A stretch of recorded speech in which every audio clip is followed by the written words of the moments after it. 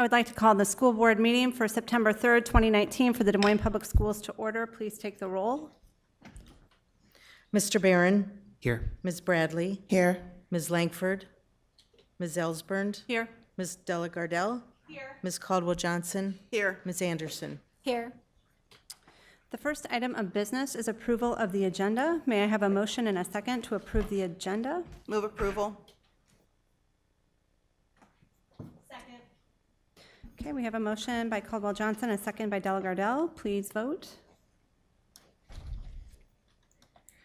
Motion passes 7-0. Next on our agenda is approval of the August 13th, 2019 minutes. May I have a motion and a second to approve these minutes? Move approval. Second. Motion by Caldwell-Johnson, second by Bradley. Any discussion? Please vote. Motion passes 7-0. Next, we have consent items. We allow any person the opportunity to speak to the board for up to 5 minutes following the presentation of an agenda item. If anyone wishes to speak to an agenda item, please go to the information desk to sign up. Remarks must be germane to the agenda, and we ask that you avoid reference to personalities and character attacks, as those types of comments serve no productive purpose. We appreciate your input, and as a reminder to the board and public, the board will not engage in discussion or deliberation with the speaker regarding comments made to agenda items. Discussion and deliberation will remain among board members at the board table, with speakers' comments informing said discussion, deliberation, and determinations as deemed necessary. Mr. Barron, do you have the motion? I do. I move that the board approve the consent items in accordance with the recommended action for each item on the consent agenda, including bills previously authorized, certified, and approved for payment by the board secretary in the amount of $11,089,119.68, and procurement card transactions in the amount of $459,431.16. Thank you. May I have a second? Motion by Barron, second by Caldwell-Johnson. Any discussion or questions? Please vote. Motion passes 7-0. Next, we have a public hearing. The public hearing will come to order. Is there anyone wishing to speak to item E1, public hearing for sidewalk easement at Howe Elementary School? Hearing no one, I'll close the public hearing. Dr. Ahart, would you please introduce this item? I recommend the board grant a sidewalk easement to the city of Des Moines at Howe Elementary School, 2900 Indianola Road, following a public hearing. May I please have a motion and a second to approve the public hearing and superintendent's recommendation? So moved. Second. Motion by Delagardelle, second by Bradley. Any questions or discussion? Please vote. Motion passes 7-0. Next, we have another public hearing. The public hearing will come to order. Is there anyone wishing to speak to item E2, public hearing for Training Professional Development Center at Kurtz Opportunity Center? Hearing no one, I'll close the public hearing. Dr. Ahart, will you please introduce the matter? I recommend the board approve the proposed plans and specifications prepared by Shive Hattery for a Training and Professional Development Center at Kurtz Opportunity Center, hold a public hearing, and approve the plans. May I please have a motion and a second to approve the public hearing and superintendent's recommendation? Move approval. Second. Motion by Barron, second by Anderson. Any questions? Please vote. Motion passes 7-0. And another public hearing. The public hearing will come to order. Is there anyone wishing to speak to item E3, public hearing for the ADA upgrade in the natatorium at Roosevelt High School? Hearing no one, I'll close the public hearing. Dr. Ahart, would you please introduce the matter? I recommend the board review the proposed plans and specifications prepared by Wells Plus Associates for ADA upgrades to the natatorium at Roosevelt High School, hold a public hearing, and approve the plans. May I have a motion and a second to approve the public hearing and superintendent's recommendation? Second. Motion by Langford, second by Barron. Any questions? Just because this is a term that's not, I think, it's more of a Des Moines term. What's natatorium again, just so that everyone can remember? It's it's the actual facility, the space where the swimming pool is housed. Okay, thank you. Anyone else? Please vote. Motion passes 7-0. Next on our agenda is item F1, open enrollment late applications for denial. Dr. Ahart, would you please introduce this item? Yes, the late applications for denial are those open enrollment requests made not timely, that did not meet special exception for a late application and were therefore denied. Thank you. May I have a motion and a second to deny the open enrollment late applications listed for item F1? So move. Second. Okay, motion by Caldwell Johnson, second by Barron. Any questions? Please vote. Motion passes 7-0. Next on our agenda is item F2, physical plant and equipment property tax, proposition and resolution for ordering elections. This is a discussion and action item, and Dr. Ahart, would you give some context to this? Yeah, sure. So as we continue to try to navigate very challenging levels of state supplemental aid, one of our strategies is to go to the voters to maximize the voter-approved levy for the physical plant and equipment levy, or otherwise known as PEPL. We're the only district in central Iowa that has not extended this to the full extent of what's allowed by the legislature with voter approval. What we intend to do with that is recoup about $6.5 million from the general fund by shifting items, mainly student technology, that are currently in the general fund to the PEPL levy on a permanent basis. What is challenging about this, so that will buy us about $6.5 million of spending authority, which gets us over 25% of the way to what we need to reduce the general fund, our budget by in spending authority terms. But we will also be lowering a combination of our cash reserve levy, and our management levy, so that the net impact on our community property taxpayers will be zero. It'll be a net neutral. Thank you. May I have a motion and a second to approve item F2? I move approval. Second. Okay. Any questions or discussion? I just have a couple of questions. So if the resolution is approved, this would go on the ballot then in November? Correct. Is that correct? And I would imagine that at some point we likely would have some sort of informational material that will go out to the voters to help them understand the net impact on their overall tax levy from the district. So really this, in essence, is going to be a wash when we begin to adjust the other levies to accommodate the full, what, $1.33 that we can go to, or something like that? Right, it will Yeah. be, and it will be a wash. Unfortunately, we can't state it that way on the ballot measure, so the communications piece will be extremely important. We have a campaign developed, which after we have board approval, we'll launch into pretty aggressively, which includes meeting with a number of groups, civic and business groups around the city, the neighborhood associations, the partnership, messaging from school sites to their neighborhood communities. It's a pretty aggressive plan. It's a little bit more challenging because this year the vote for a levy increase coincides with the general election. So there's going to be a lot of competition for people's attention. So we do have a complete plan to make sure that we push that message out as accurately as possible. And once we have board approval, we will launch into that aggressively. Any other questions? You spoke about it relative to, what we're facing in terms of budget cuts for basically the next 2 years. On the graphic, it would take effect it's perceived to take effect FY21. Would we get any? When would it take effect, though, and would we get any relief in FY20? Well, we're actually using the strategy just by scrimping and shifting things for FY20. So it'll take effect the following year in terms of the actual net impact on the general fund. So we're actually implementing the strategy now on a one-year basis, with the hopes that we can expand the PEPL and not delay any of our promised projects in our facilities plan. Got it. Thank you. Anyone else? Okay, we do have a motion and a second on the floor. Please vote.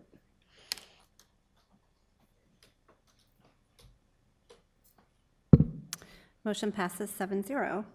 Next on our agenda is item F3, Monitoring Report 2.1, Treatment of Students. And I'm going to turn it over to Dr. Ahart for the presentation of this. Cindy, Report. before we Yes. begin, my screen's not on, so I won't be able to see their presentation. Is there anybody who can maybe help us figure that out before we start? That wouldn't take too long? Tom got under the desk to look, but I don't know The who's connections here. seem to be secure underneath here, but I can't, that's the limit of my troubleshooting at this point. Do you want to go see if Kyle is? I didn't know if there's a power button that I'm missing, but. And they did keep going.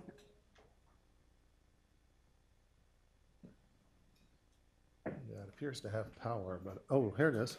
You just did it. You just fixed it. got There's it. somebody All back right, there. we did. found a power button. We're good. I Got it. I got it. Found it. Thank you so much. Thanks, Kyle. Yeah, so with us this evening is our Director of Climate Transformation, Jake Troja. And joining him are Mimi Willoughby and Amy Abler from our counseling departments and Flex Academy, respectively. So I will turn it over to our presenters. Hello. All right, there we go. Thanks, Tom. Board, good evening. We're just going to jump right in. Thanks for the introductions. So just real quick, we'll review each area through the Learning, Thriving, Belonging lens. We'll kind of review the KPIs that are in the monitoring report.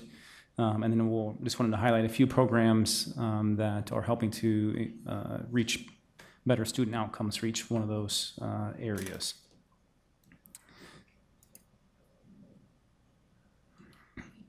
Maybe. There we go. So starting in the learning bucket, the key performance indicators, we're looking at the graduation rate for 4- and 5-year cohort and our dropout rate. We'll just briefly talk about some supportive programming around Gear Up and our core diploma that we've launched for the last few years. As this graphic, you saw this graphic in the monitoring report. In general, when we look at the 6-year trend, we see that graduation rate has gradually increased over those 6 years that you're seeing almost in all subcategories for the 4-year cohort rate. Here's the 5-year cohort rate.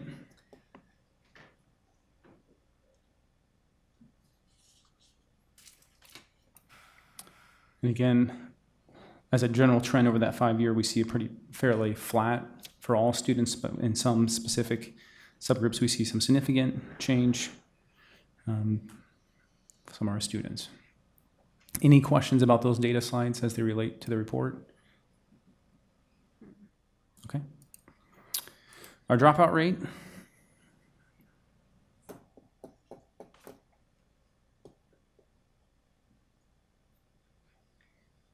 And again, if we compare those over that 6-year trend, fairly flat dropout rate. There's the subcategory trends. Hey, Jake, before you go on. Yep. When I was looking at this, I think in the report, it's written as a rate, and is it a percentage or a rate, and are those the same things? I'm just want to make sure that I'm understanding the data correctly, because I really struggled through it. And not having taken college statistics, I am not entirely sure sometimes what I'm looking at. So I want to clarify what the difference is when we're talking about rates and percentages, because it seemed to be painting a weird picture to me that somehow the rate of dropouts is increasing while our graduation rate's also increasing, but then that seems to be an inverse. And so it just kind of depends on which subset you're looking at. And so the data's painting a weird picture. Can you explain that a little more, Yeah, maybe? you nailed it. Yeah, Okay. we do see that our graduation rate has increased over time, and there are years that we see us like an increase in our dropout rate or percentage of students that dropped out. Those Or the terms, category, yeah. right? And then the rate and the graduation percentage also increases. So yes, I mean there are years that we see both an increase in dropout and a large increase in graduation rate. And again, Tom and I were having a conversation earlier today about that look in time on October 1 from one cohort group to the next. By October 5, it's a variant rate. It may drop dramatically in those 5 days or increase in those 5 days. So it's a picture in time. So I think what that is telling us at that time is kind of what we would guess, our best guess average of dropout rate would be over that course of the year. Okay. Where graduation rate is less flexible, and once students graduate, that percentage remains there. Where if you could look at the dropout rate, we look at it on a daily, weekly basis, and that fluctuates very often as students re-engage or disengage from school. So the dropout's more of a moment in time where graduation is a specific, like, as of. That's a great way to Okay. categorize that. And I think just too, for people that are following along at home, I think if I'm understanding this correctly, Tom had explained it to me that dropout rates, we're calculating those for 7 through 12 students, where graduation is just our 9 through 12 students. So that could impact like a larger population size for our 7 through 12. Correct. Okay. And we don't calculate these rates. These are given to us from the state based on those graduation and dropout rates. So those sometimes they're in a year in arrear as well. So these are last year's data points, Okay. more than I 14 just know months. every year we try to talk about dropout and graduation. I feel like I have to clarify this, so I appreciate you doing it Yeah, for me no, again. and I think just to clarify, the real engagement work that we do is on the monthly basis as students disengage from school, and our strategies and attempts to re-engage them back into school. That's an ongoing basis. We don't wait a year to re-engage youth. As soon as the students, dropped out, we're trying to re-engage them back into school. Okay. So we're just going to talk about, Amy's going to talk about Gear Up briefly. The seniors this year will be in their final year of the Gear Up cohort, which started in 7th grade. That Des Moines Public Schools is one of 12 schools across the state that participating in that Iowa grant. And that grant supports college and career readiness for students who are first generation college going.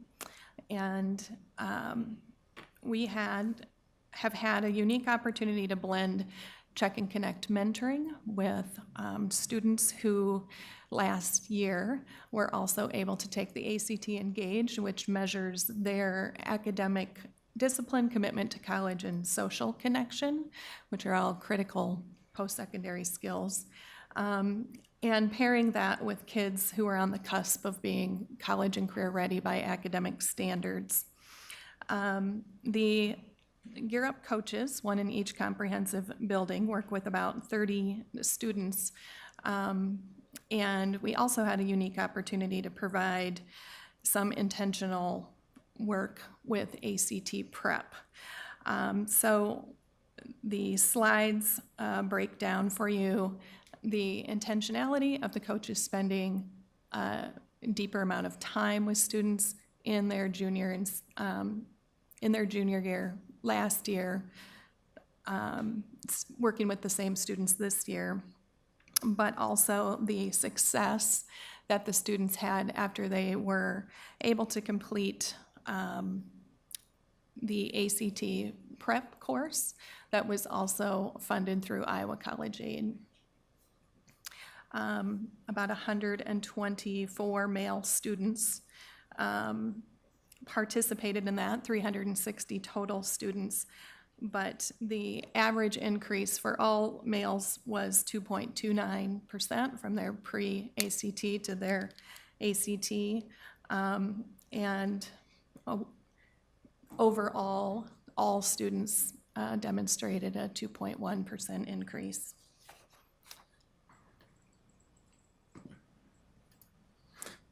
So these slides are showing the connection and the change in connection that staff had with students. And so what we're trying to highlight in here was the intention behavior of those coaches, that we can see a dramatic change in their ACT output and in college and career readiness output for that.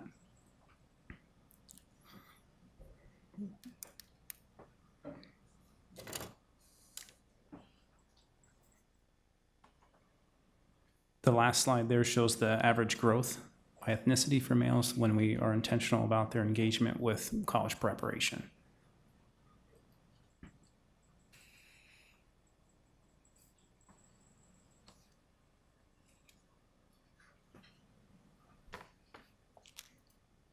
Okay, Mimi's going to talk about our core diploma. One of my favorite topics. So we've seen some really positive data from our core diploma, which we launched pretty much FY16-17, but we actually started it this summer, school of 15-16. Actually, we had 244 students that were approved. There were some duplicate data pulls if you had transferred schools. And out of those, 127 have graduated, which is 52% of students who were approved for a core diploma have graduated. I wanted to also add that 22 of those graduates are African American males, which is 17% of those grads are African American males. That's pretty much the update on the core diploma. It's going really well. We've gotten really good at really determining the need for the core diploma and identifying students. So they don't drop out and they stay re-engaged. Sometimes hope and having that goal closer in front of you is the incentive. And like you guys know already with the core diploma, they can continue on to the 23 credits. And I believe what's not included in this data would be 5 or 6 already did continue on, so they wouldn't be counted in this data to graduation with the 23 credits. I think And we have some new board members that maybe are familiar with the core diploma. If you can review the slide regarding the credits and what the difference are. So the core diploma reduces the amount of elective credits by 7. It still meets the state requirements and the core requirements of the state, and also allows students to be competitive with 4-year colleges. So, for example, if 2 of the science classes were chemistry and something else, they could still apply to an Iowa State or a 4-year college. They just have to be really particular about which core courses they're going to take. Similar with your elective being a foreign language, you can match it up with the 4-year colleges for admissions. Yeah. Thanks. This summer, we had a very unique opportunity to partner around the graduation initiative, and I'll let Mimi kind of explain what we did this summer with some help with United Way and our partners. This was my favorite summer school because the summer school program is modeled after the Flex Academy, so it's a little bit more intensive, but it's the same model in the summer. And this year, we partnered up with United Way to help them meet their graduation goals as well. And it was 100 grads in 100 days. The cohort would have been this year's cohort focus on. But in a nutshell, it was all hands on deck and whole child, and whatever you need, we're gonna get you. Whatever your barrier is, we're gonna meet that barrier. Some we paid rent, or United Way paid rent. They paid for like caboose days and early bird summer school days, after hours, rides, Ubers, food, things that we just don't have the money to provide incentives for, to reach the whole child. In addition to that, we thought that an incentive for all students who graduated this summer, they would earn a Chromebook. The focus of that incentive was to help them in their post-secondary pathway. Imagine being able to write a resume, take online classes, not having to work on your phone, going to a coffee shop, being able to just feel like you have that independence to take your laptop and do what you need to do. So that was really exciting for those of you that were able to attend that graduation. We actually had 137 summer graduates, which is 4 or 5 times more what we have had previously. So it was a super big success. And I attribute it partially to the incentives and a lot to the all hands on deck. And it was pretty much the whole district got on board to help the youth finish. Thanks.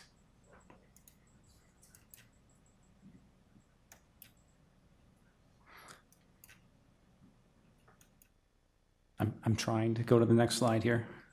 There it goes. So under the thriving category, we have these key performance indicators. We're looking at the office referrals, out of suspension, and expulsions. We're going to talk about our launch into individualized student plans, or a Tier 3 specific plan for behavior.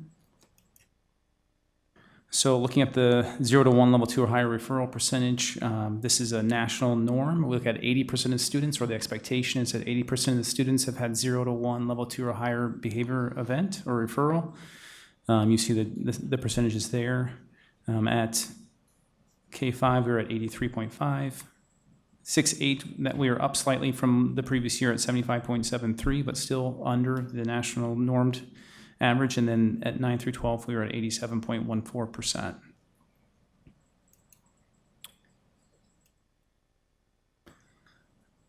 This year, we also saw a significant increase in the out-of-school suspensions days per student.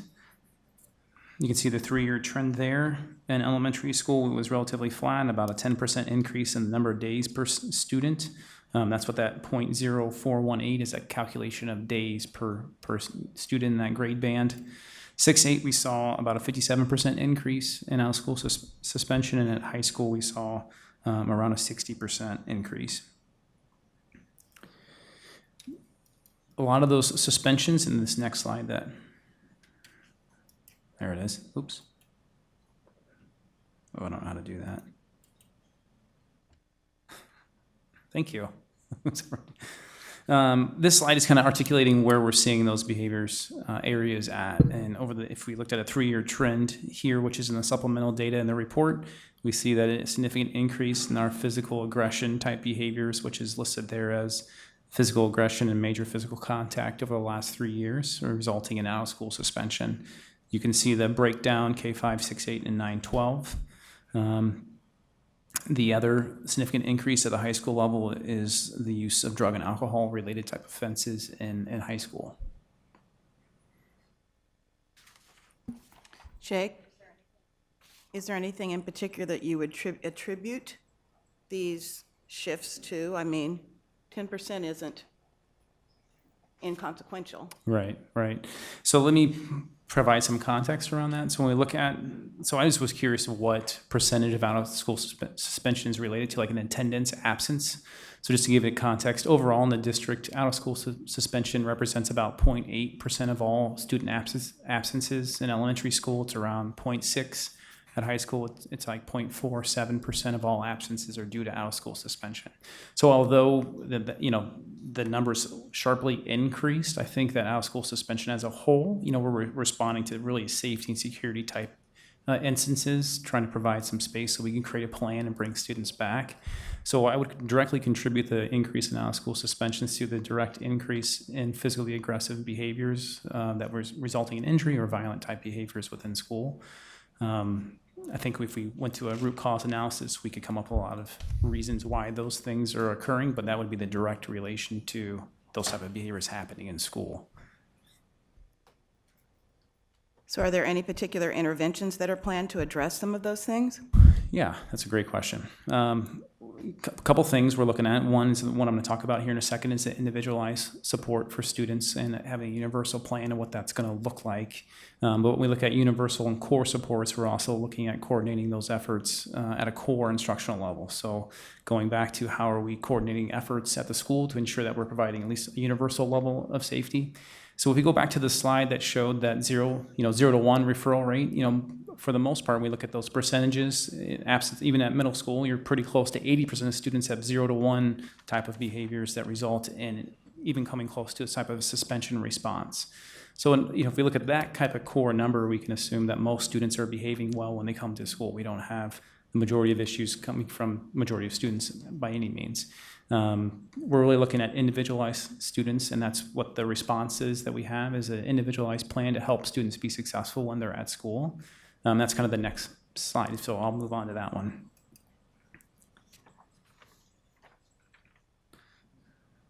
Well, let me review the data piece first. For the 5th year in a row, we've had 0 expulsions in Des Moines Public Schools.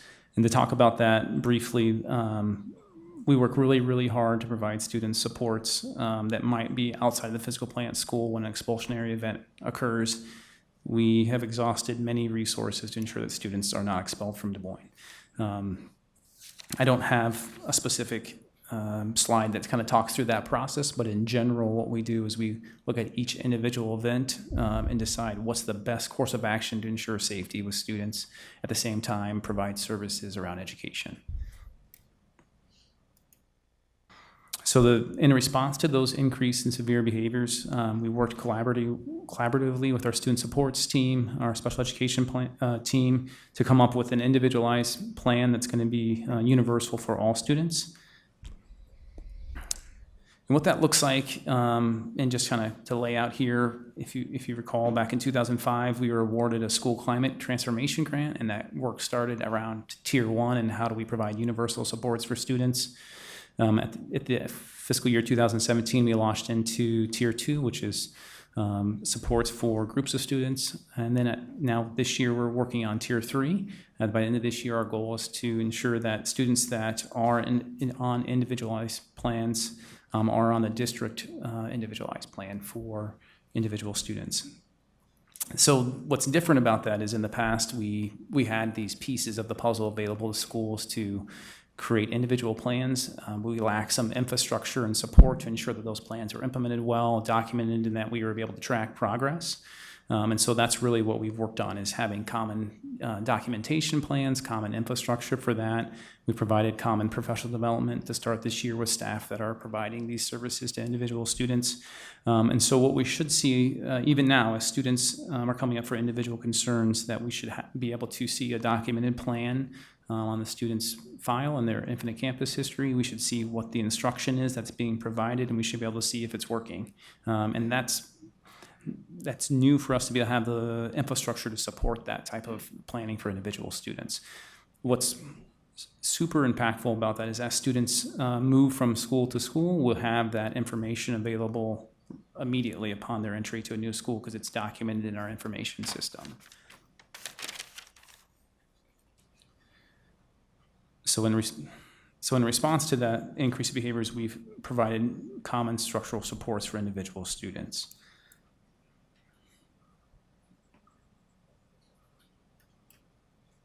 So here's a brief overview of kind of what those plans look like. I know it's a lot of words on the slide, but in general, it's 4 major pieces. When we look at an individual student, we review kind of the data that's bringing that student to the forefront. We go out and find more information. We look at the function of the behavior. We look at doing some assessments. We work with family and the community to find out what do we need to know to make a good plan. We write a plan that's common. We have a common way that the plan should be organized that make sure that they're providing instruction, not just restriction or exclusion type practices. And then we have a way that's most importantly is we're monitoring the success of that student as that plan's implemented. So those are the major 4 pieces of that. I'll pause if you have questions about that. Okay, go ahead. I do. You'll wait. I'm going to ask my question now. So I don't know if it was earlier this year at some point, I can't remember, and there was a lot of media attention focused on students in classrooms that were particularly disruptive. And it could literally be one student that was causing a room clear or something like that. I don't know that there's a silver bullet to address those kinds of challenges, but I do think that when one student creates a situation that wreaks havoc on a classroom for not only the teacher but all of the other students, that's definitely problematic. Mm-hmm.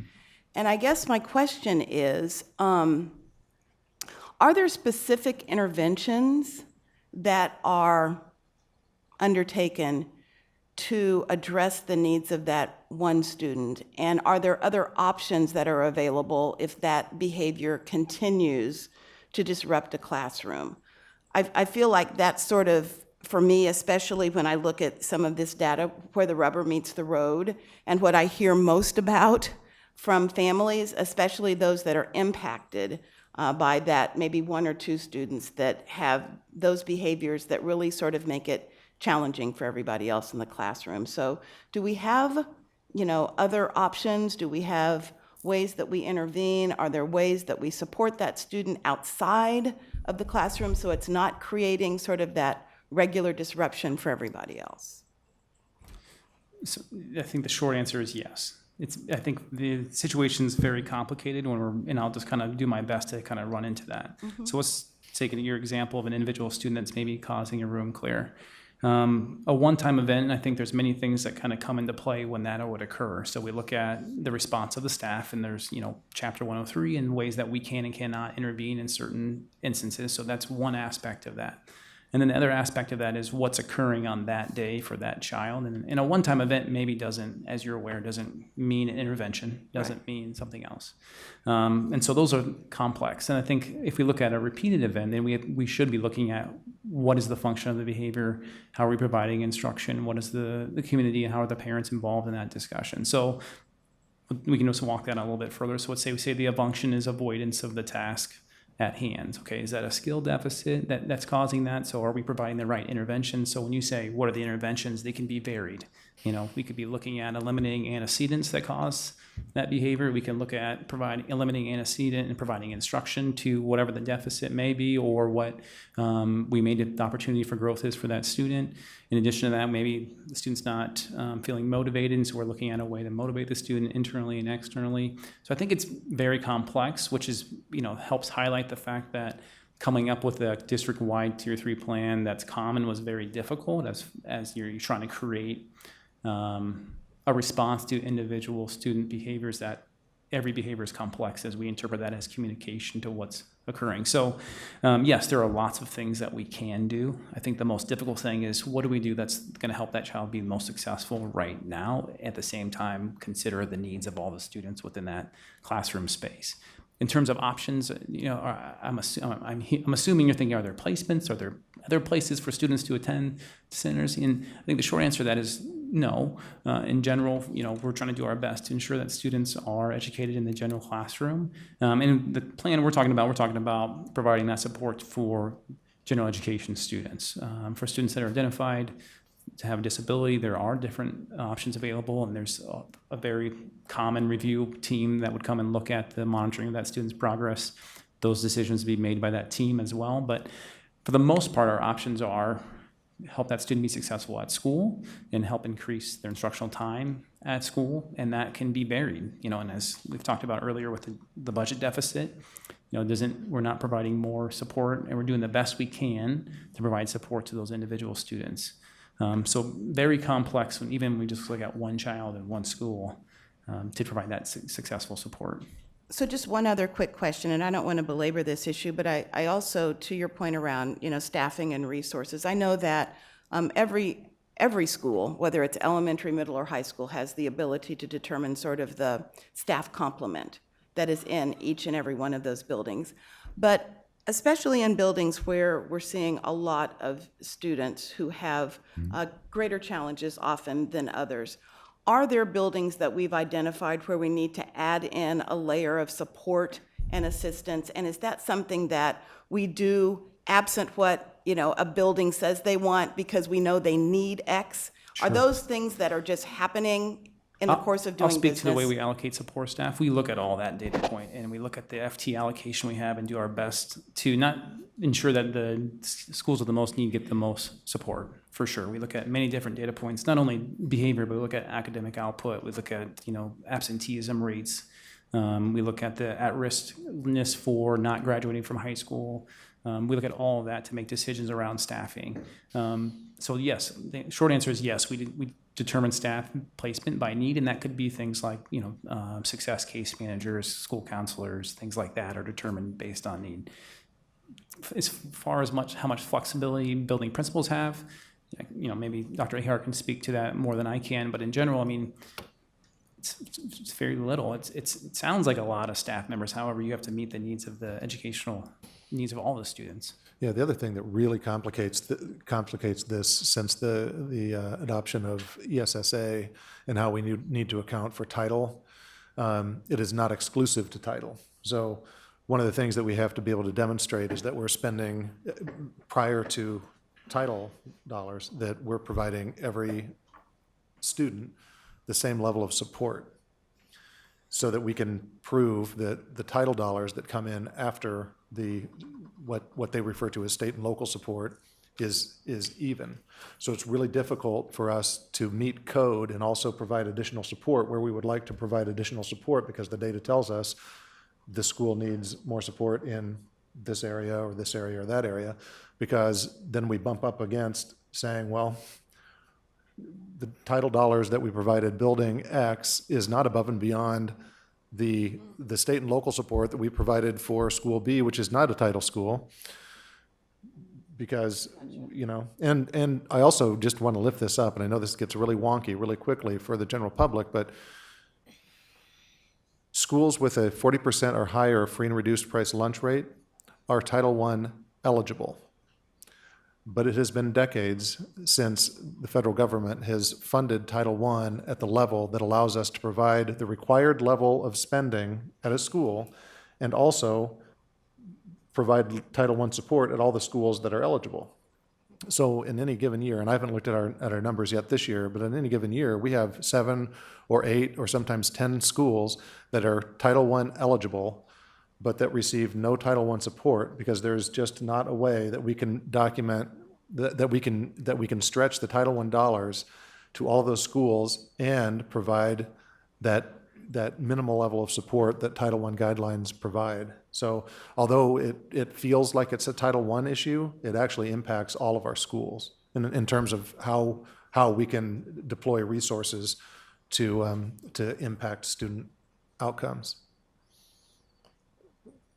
If that makes, it's a little counterintuitive, but it's a huge frustration. I was gonna say, as a side note, Tom, if we were interested in learning more about Title I and that impact on our kids, is that something that I could email you directly about who I could meet with in the district to learn more? Of course. Because I think I would love to learn more about that. Thank Yep. you. Okay. I had actually Go a ahead. question. When the title individual student support, are those students that don't qualify for an IEP? So Or are they? That's a great question. And so in the MTSS system, we're looking at providing individual student supports at that tier 3 level. It could lead to, identification if, let's say, we implement a plan with But fidelity. they don't. They're students that don't currently have IEPs. Could be. So maybe they're identified to have a disability in math, and this is an individualized plan for behavior. We can Okay. provide that individual support for behavior. Right. So it's not always if or then. Oh, yeah, no, I know that. I just wondered if this Yeah. was something different or you're trying the intervention before it gets to something Correct. like the IEP? Yeah. Okay.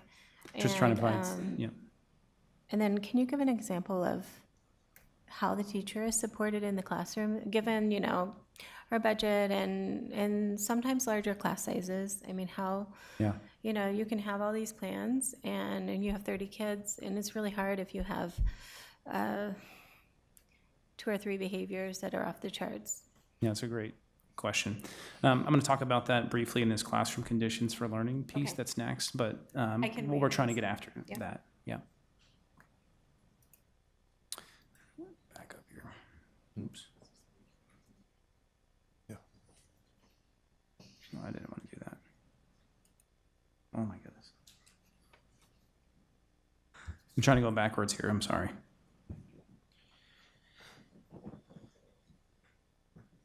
Okay.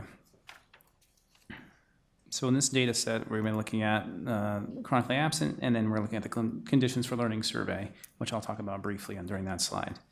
A couple things that we're going to talk about as terms of featured supportive programs. We're going to talk about the classroom conditions for learning, which will kind of get after the teacher level support. And then we have a new program that we just started today around Options Academy that we want to talk about some of those supports. So here's our 3-year chronic absent trend. And as we talked about in the monitoring report, this year we're trying, and just like last year, trying very, very hard to ensure that this data is as accurate as possible. And so we're working very, very, very hard to make sure that this data is correct. The conditions for learning survey, just in brief before we look at the data, is a student perspective-based survey. It's for 5th through 12th graders. This is a requirement from the Department of Education that we take this survey or participate in this survey. The survey is anonymous, so students are filling that survey out voluntarily. They may not complete the whole thing. They may complete some of those questions. They're also self-identifying who they are while they take the survey. It's completed in the spring, so this data we're looking at was completed in 2018. We don't have the 2019 data back. The focus areas are listed there, and each focus area has perspective-based questions that students respond to. So those are kind of the topic areas with resulting questions.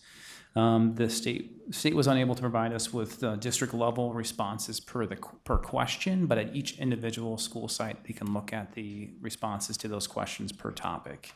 So what you're seeing on this next slide is a comparative of Des Moines schools to the statewide average.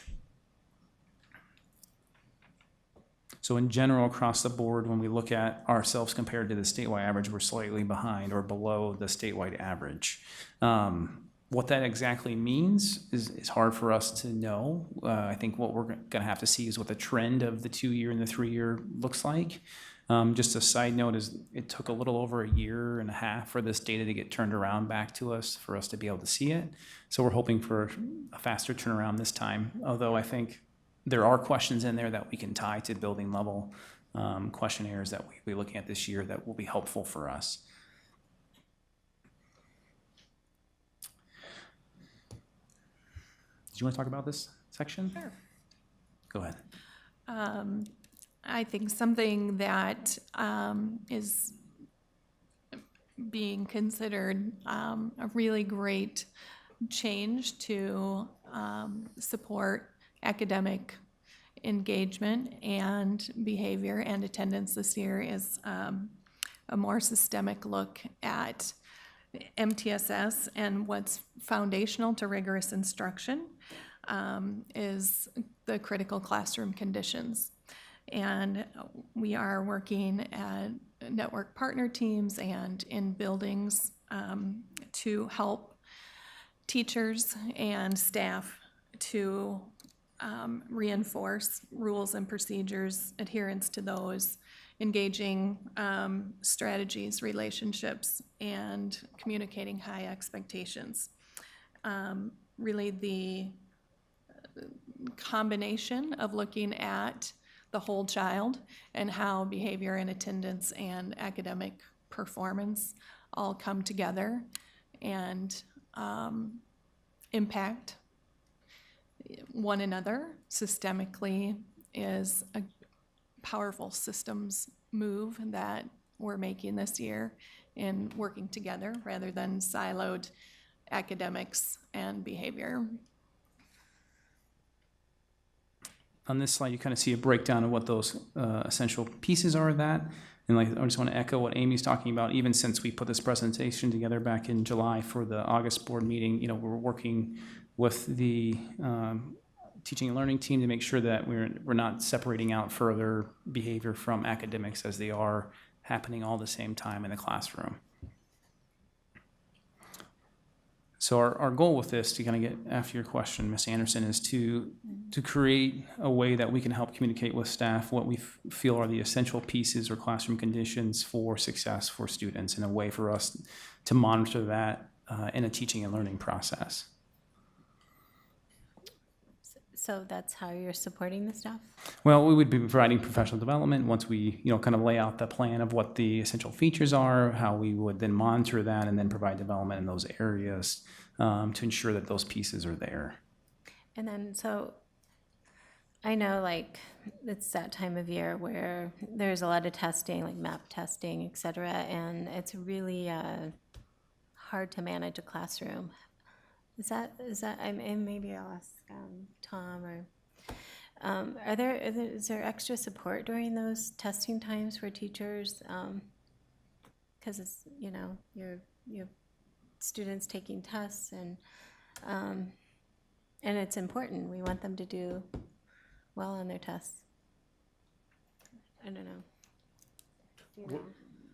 Well, that would vary on a kind of a classroom by classroom basis and a school basis. Each school comes up with their own, like when it's MAP time, they create a schedule to ensure that every student has the opportunity to cycle through those tests in a timely manner and in a way to do as well as they can. But so in terms of like an extra person coming into classrooms, that doesn't typically happen, but the team problem solves what's the best way to execute in a way that all teachers are supported and all students have an opportunity to do their best on on the test. That's good.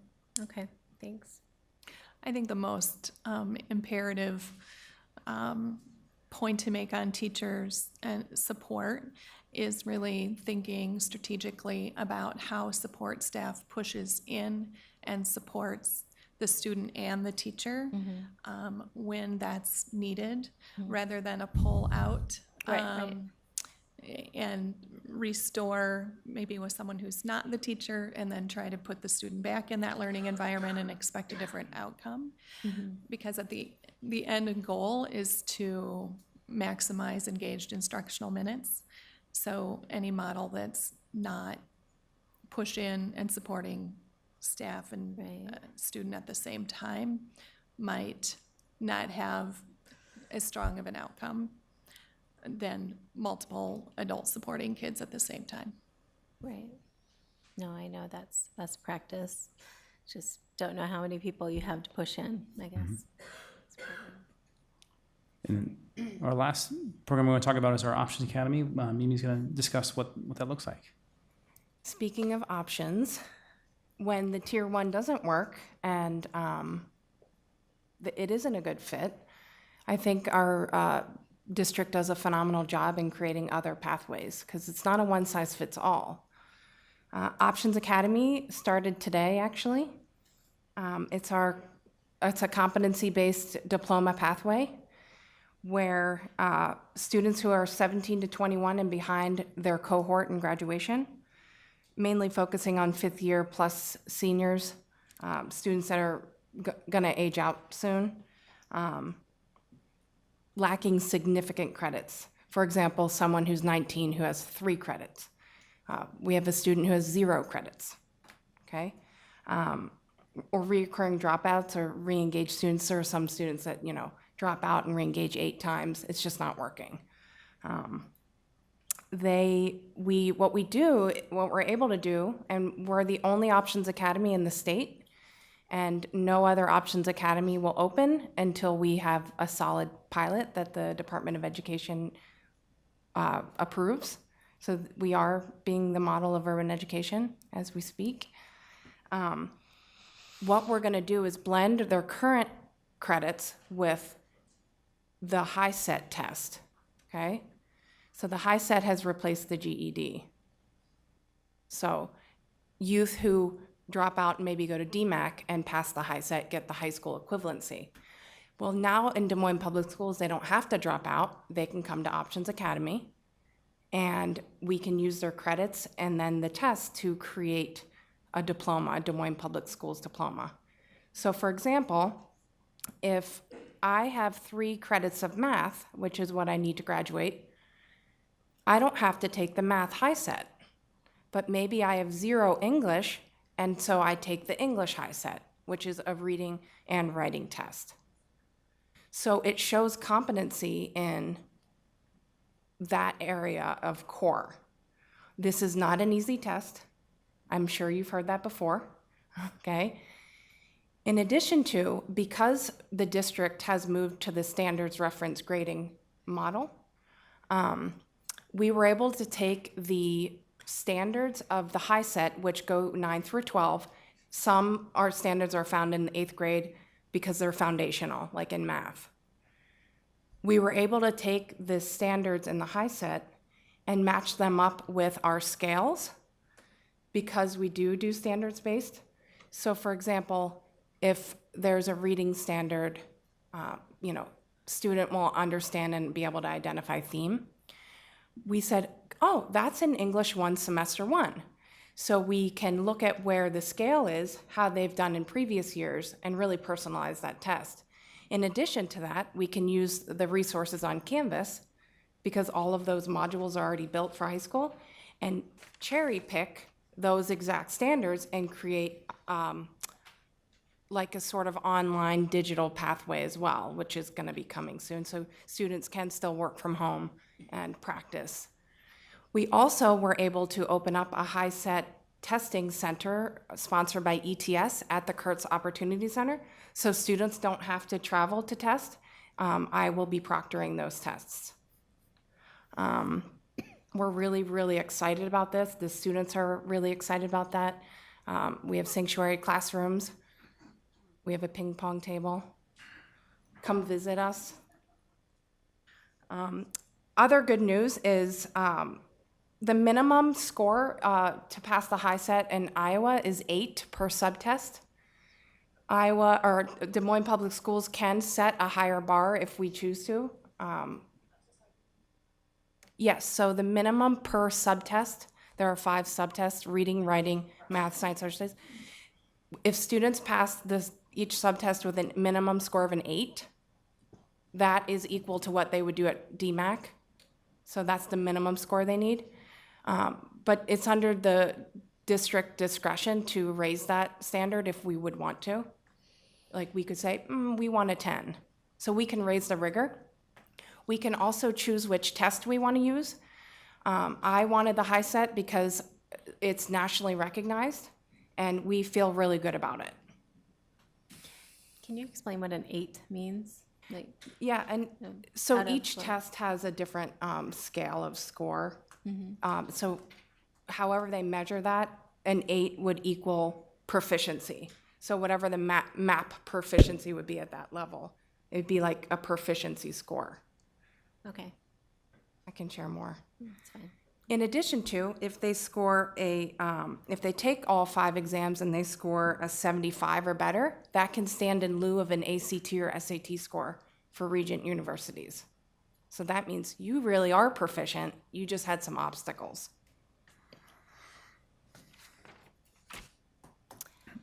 I have Go ahead. I just want to thank you for the all hands on deck, the core diploma, the options academy. I think we do have to have all hands on deck in general. I mean, this is not going to be an easy couple of years or longer, and the more everyone can have that attitude, the better our students will be. Welcome, thank you. You still have some to finish up? We do. I was just going to jump to the end. We've talked about a lot of these different different focuses for this year, so I was just going to go ahead and move to the questions that we've highlighted many of these already throughout the presentation. Ms. Langford, you had a question you hung on to for several minutes.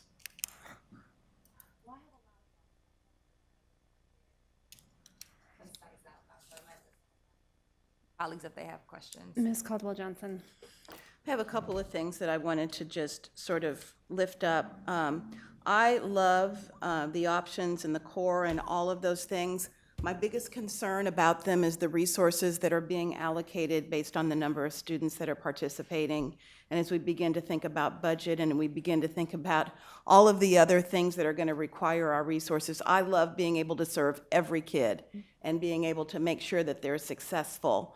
But I think at some point we have to be really thoughtful about sort of where we begin to tip the scale in a way that no longer makes sense for us and really doesn't create a model of sustainability around all of these things. So that's a challenge back to us as a board to really begin to think about how we're allocating our resources and not creating something that we cannot sustain over the long haul. And I think that that's something that is really sort of sticking in my head as I think about, some of these things. I love them without question. I think every kid needs to be supported. They needed to be pushed, prodded to get them to where they need to be. But I also feel like we have to be really thoughtful about the resources that are being allocated to make all of those things happen. My other comment really goes to something that we discussed at the very beginning of the presentation. The 4-year versus the 5-year graduation rate. And our 5-year graduation rate is a lot higher than our 4-year rate. And I don't know if that's the way it's calculated or what that is, but as I was looking at it, I was trying to figure out how we quantify how much it takes and how much it costs us to get a kid through in 5 years versus how much it costs to get a kid through in 4 years. Again, a resource question that we really need to be struggling with. I want to support every kid, but I also think we have to figure out at some point what makes the most sense for us as a district, and are there other ways? And I know we've really worked hard to, push our online academy and all of those things, but when I begin to think about the layer on top of layer on top of layer of initiatives that we're rolling out to support our students, I understand what we want to do and why we're doing it. I just really get concerned about our ability to resource it. And when I started looking about this 4-year versus 5-year graduation rate, it just made me think, what's that value-added extra dollar that's going to that kid into the 5th year, or even those kids that are in options that, you know, need even more support. So again, it's just me thinking out loud about all of the challenges we have as a district. As a resource-strapped district, I mean, it goes back even to the first thing that happened during the public forum around class size. So, I mean, there are so many competing demands, and I think our challenge is to figure out where we're getting the biggest bang for the buck and how we utilize our limited resources in a way that supports the most number of students we can without in any way impacting that notion of equity. So I'll get off my soapbox now. If I can respond to just a couple points, and then one is, we looked at Option Academy, and we are targeting students that we haven't seen in Des Moines schools for more than 2 years. So these students are coming back to Des Moines. So in terms of resources, we're re-engaging youth that we haven't had. The other part of that is, Can you talk about the funding part dollars of for that those? equation? Yeah, so I mean that, so what we're looking at there is, we're not taking away, general dollars to students. We're actually bringing students to the door that we haven't served. So that's a way to look at that is that students coming back with state dollars that we haven't had. So we're re-engaging youth specifically that we haven't served. So that's in terms of revenue place, we're bringing revenue to the table by opening up and helping students be successful. The 5-year and 4-year, they're kind of stacked on each other. So the 5-year should be higher. That means that you're building upon the 4-year graduation rate. Just think about that. And 1% of change in graduation rate is about 20 students. So when we go 1%? Yeah, about 1% is about 20 students, roughly 22 and a half students-ish, depending on the class size. So when we graduate 137 kids, versus 50, that's a large percentage increase. Then, so every student, when we get 20 of them across, is a huge difference in that graduation rate. So we understand. So I think that's something just to be noted in response to those thoughts. Mm-hmm.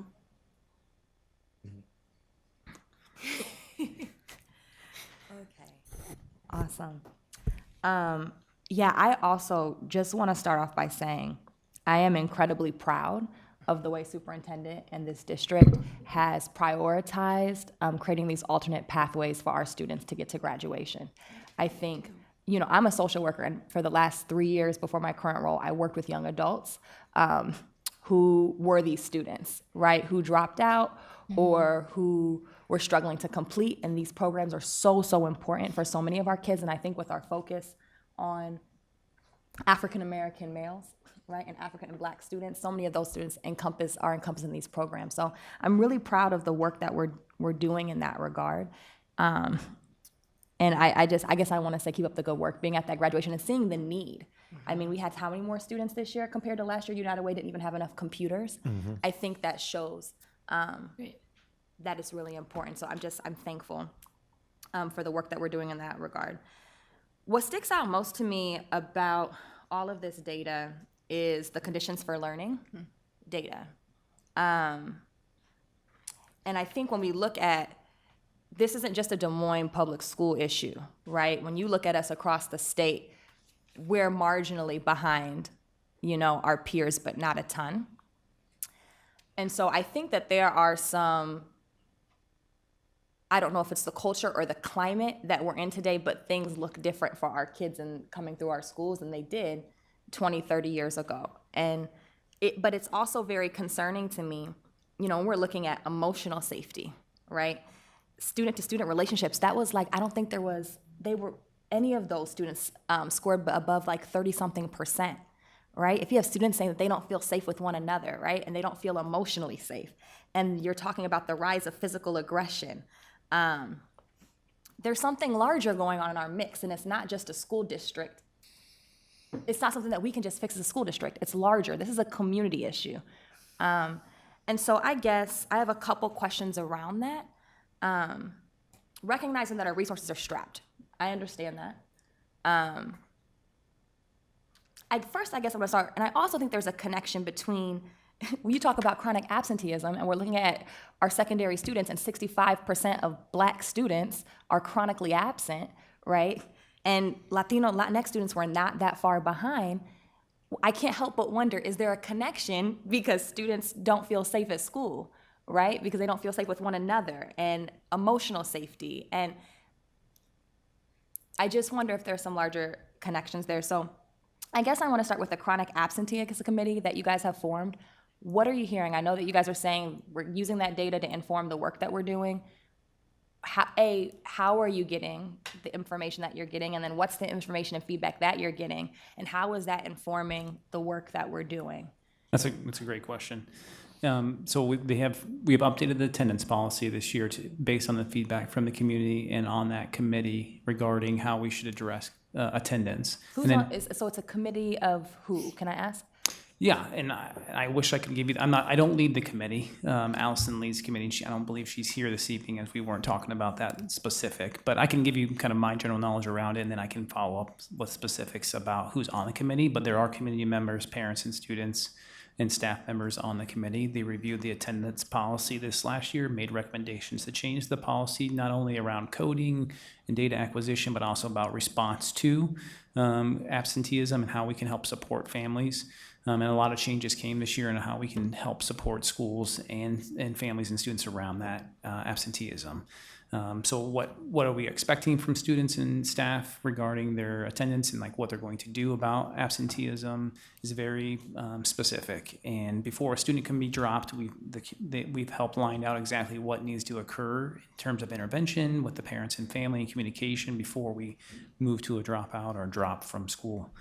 Exactly.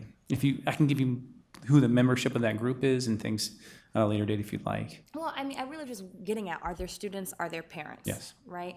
And how are they informing that work and what's going, you know what I'm saying? Because this is a huge issue, right? And I also appreciate you all painting the picture very clearly so there's not lipstick on a pig, right? We see that chronic absenteeism is a huge issue for our district. I don't think any of us are caught unawares by that.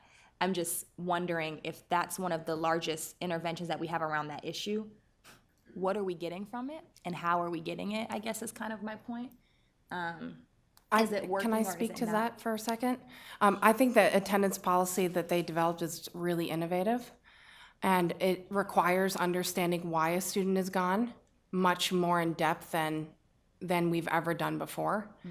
And when you understand why a student's gone, then your response to them when they come back is more empathetic to understanding why they're gone. So it's more of a conversation piece. Again, I can't speak specifically to it, but I have been exposed to it since it's in my department. Yeah, absolutely. I hear that. I would also say, I guess, if there's any other thought, and this is just an individual board member speaking right now, I just think those numbers, that 65% of Black students on the secondary level really struck me. And so I don't know, that's huge, right? That's like over a half, almost 3/4 of your secondary students are chronically absent. And so are those voices being included in that space? I guess is my question, Superintendent. And you don't have to have an answer to that, but more at right now, but Yes. They are. There, yeah. But one thing I do want to call out, and I've mentioned this to the board, but I'll share it again for the general population. A few years ago, when we started actually looking at chronic absenteeism rather than average daily attendance, because average daily attendance, we still look really good. When we look at chronic absenteeism, where we're actually calculating the number of minutes lost, that painted a very different picture. What we thought we knew last year was that we did not have real accurate attendance data, especially at the secondary level where students are, where attendance is being taken multiple times because students have multiple classes. And so we set up a system last year where buildings were notified if it appeared as though attendance wasn't being taken on the frequency that it was supposed to be, so that they're alerted and they make sure that they're closing that loop. And so we did anticipate that our data would be more accurate this year. And what we did see is that the data suggests that we have a greater problem with chronic absenteeism. I'm not sure that we have a greater problem, but we certainly have a greater documented problem because we have much more accurate attendance data, especially at the high school level. accentuates how big of an issue, it really is. But the new attendance policy, we think, is going to provide us a lot richer data to respond, so that our response is not just, you need to be back at school. The response is really, what's getting in the way? How do we mitigate those factors that are interfering with your regular attendance? I guess that leads to my second question, and I'll kind of combine them. But we're talking about students, right? And again, there's no research to support this. This is just me looking at what you've presented and saying, I wonder if there could be some correlation, right? But when you're talking about the student-to-student relationships, the rise of physical aggression, emotional safety, I get to work with young people a lot now. I see young people not going to school for a lot of those reasons, right? How are we, if we may not have all of the funds, right, to provide all the things that we want to provide to all of our students, but I just wonder if there's a way that we could be better engaging our students to actually be the agents of change that we're looking for in our schools, to kind of provide some of these solutions to change culture and climate, right? We do a lot of resources into our staff, which is great, and I think we see that in the adult to student portion of the conditions and learning survey. It was the highest of all of them. We have a lot of room to grow. We were at like 50%, I think. But it shows that we've been putting some effort there, and maybe it shows as a district. But I'm wondering, in terms of how do we begin to get our kids, right, to actually develop more empathy and accountability and respect, and creating creating a change of a culture internally. And our community, how are we using our outside community organizations to come and partner wonderful partnerships like the United Way, right, who are coming in doing these things with our career pathway options? Are there other groups and organizations? Because this is bigger than a Des Moines public school issue. This is like a culture shift that we're dealing with, I think, as a country. And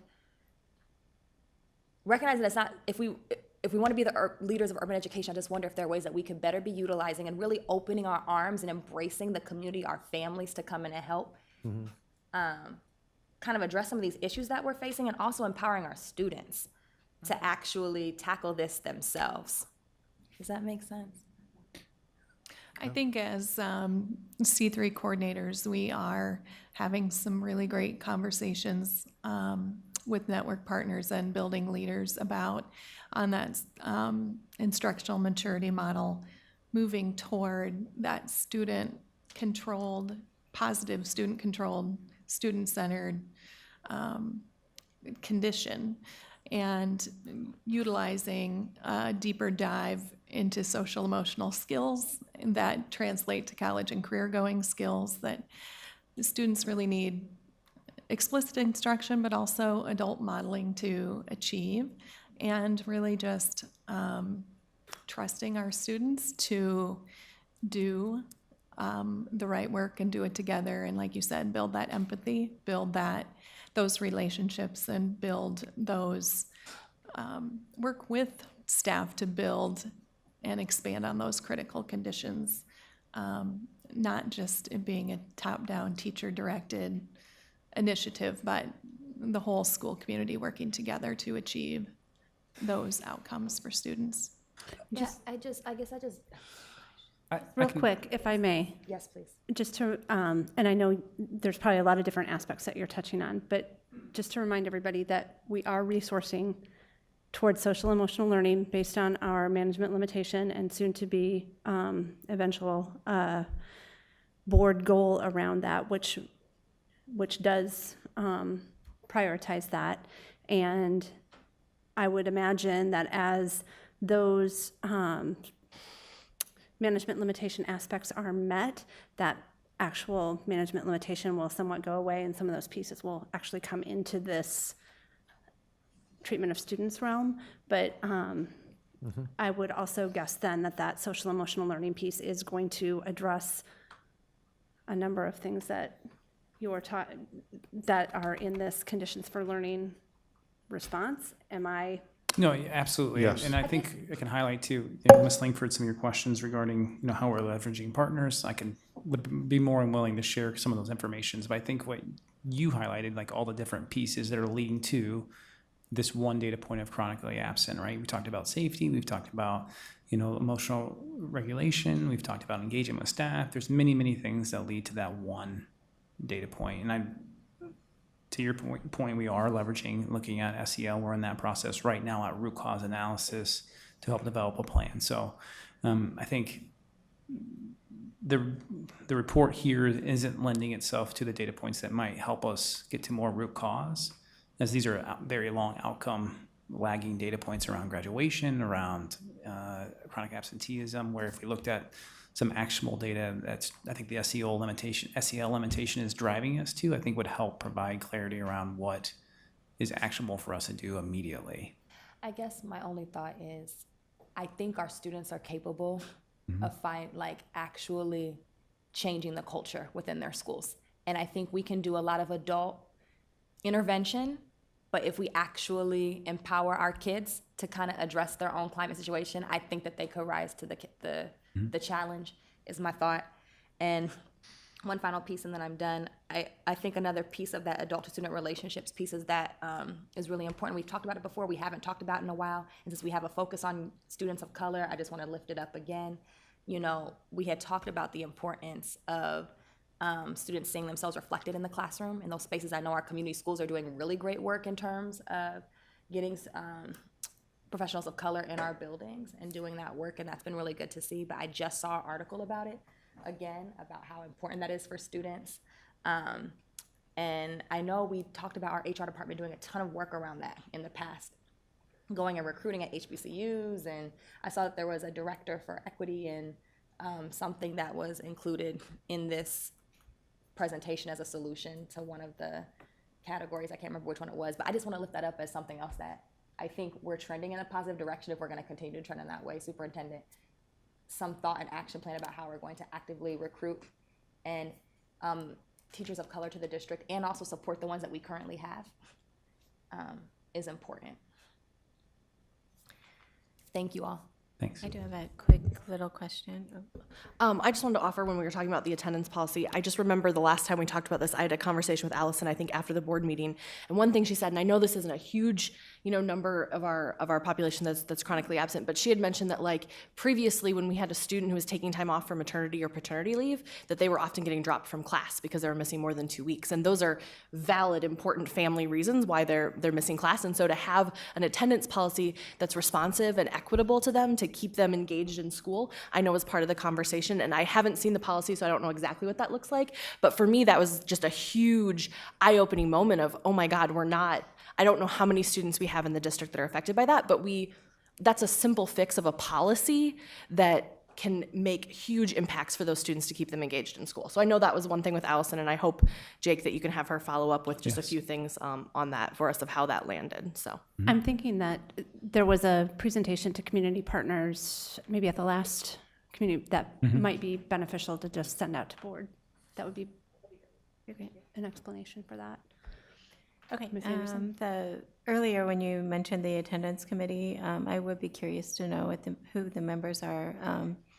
And I don't know if you know for sure, but are teachers and students a part of that committee? They are, and I'd be happy to send that They are? list to you. Yes, they are. That's good. Yeah. Because, we don't want the teachers to feel like they have that top-down thing that you mentioned earlier. We want them to be a part of the solution, and they're the ones taking in attendance, right? We need the buy-in. We need, definitely, I agree with Deanna about students, and they're capable of so much more than we often give them credit for. Any other questions? Thank you very Thank you. much. May I have a motion and a second to accept monitoring report 2.1, treatment of students? So moved. May I have a second? Second. Any further questions or comments? We have a motion and a second. Please vote.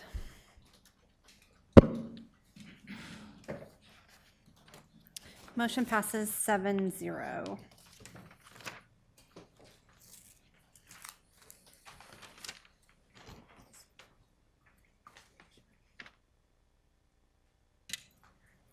Guess I'll do it before. Okay, next on our agenda is item F4. Is that where we're at? Monitoring report 2.3, treatment of employees. And I am going to, we do have a speaker before we get started. Bobby Spear.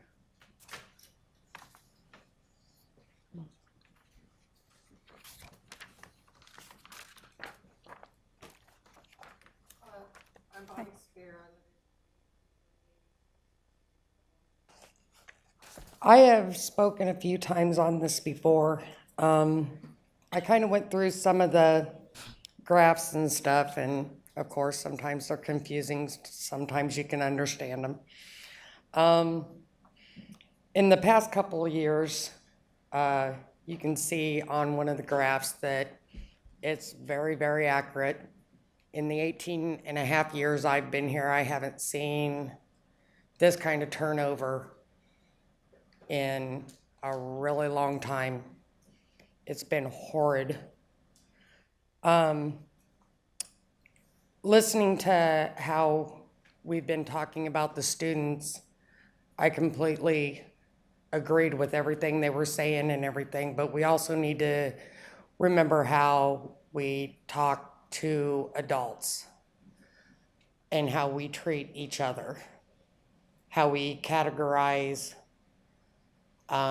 one unit versus the other, which I've also talked about before. Instead of the teachers and the uncertified staff, instead of the district's employees, playing each group against each other. I have watched people be put down, demoralized, made fun of, be told not to talk in their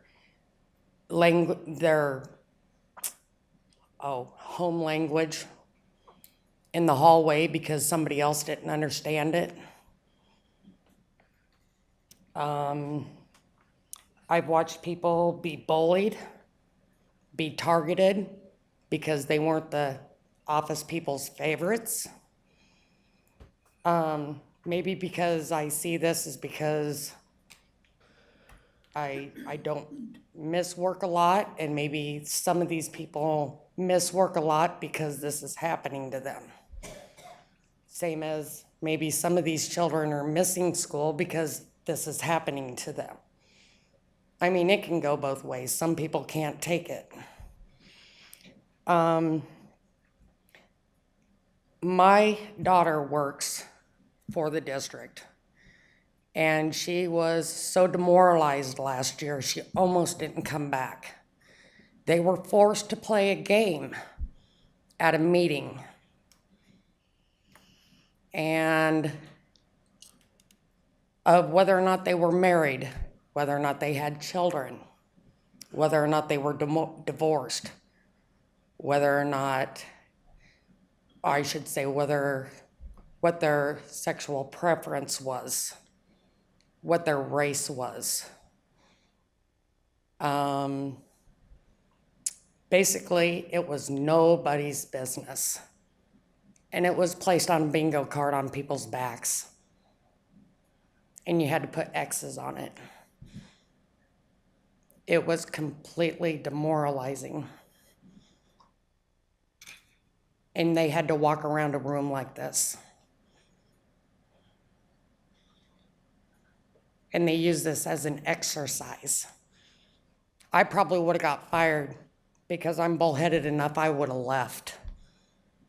But my hat's off to all those people for staying. I would have walked out because I am not going to be treated like that by anybody. I got divorced for that reason. I'm not going to be treated like that. I don't care who it is. But we still have no one to turn to. Because those people who did that to them are the people we're supposed to talk to. In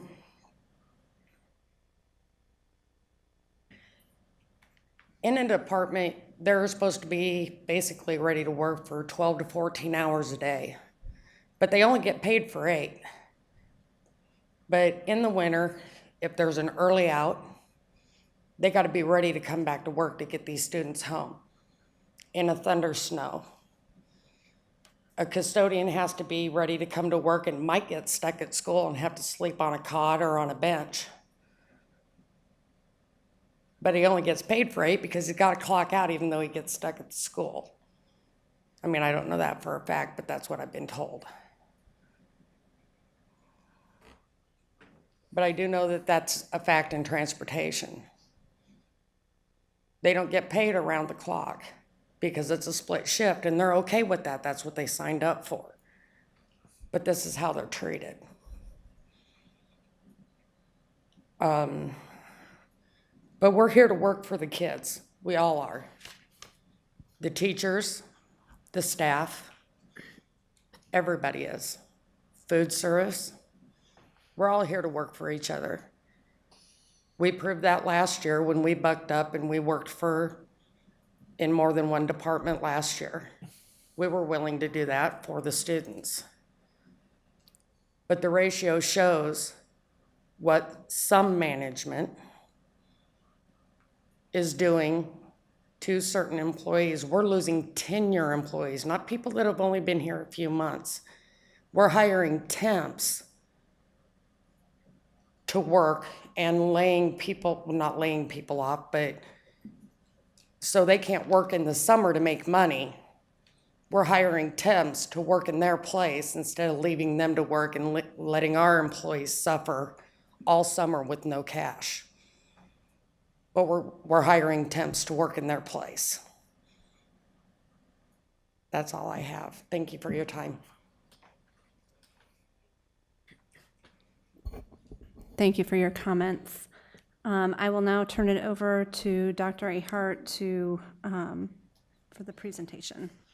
Yeah, so with us this evening is our new Chief HR Officer, Susie Tallman, who you've all been introduced to in a different context before, and our 3 directors in the area of human resources, Kathy McKay, Tiffany O'Hara, and Sheila Mason. So I'll turn things over to you, Susie. Thank you. Alrighty, thank you. Good evening. I'm glad to be here tonight with the HR team to report to you our treatment of student data. Employees. Staff. Sorry, treatment of employees. See, I still think I'm in the office of schools when really I'm in HR, right? Treatment of employees. Just a reminder of our key performance indicators for this monitoring report. You'll see that some of them are highlighted in bold print, and the reason for that is because that is trend data that we'll be able to report to you throughout the presentation tonight.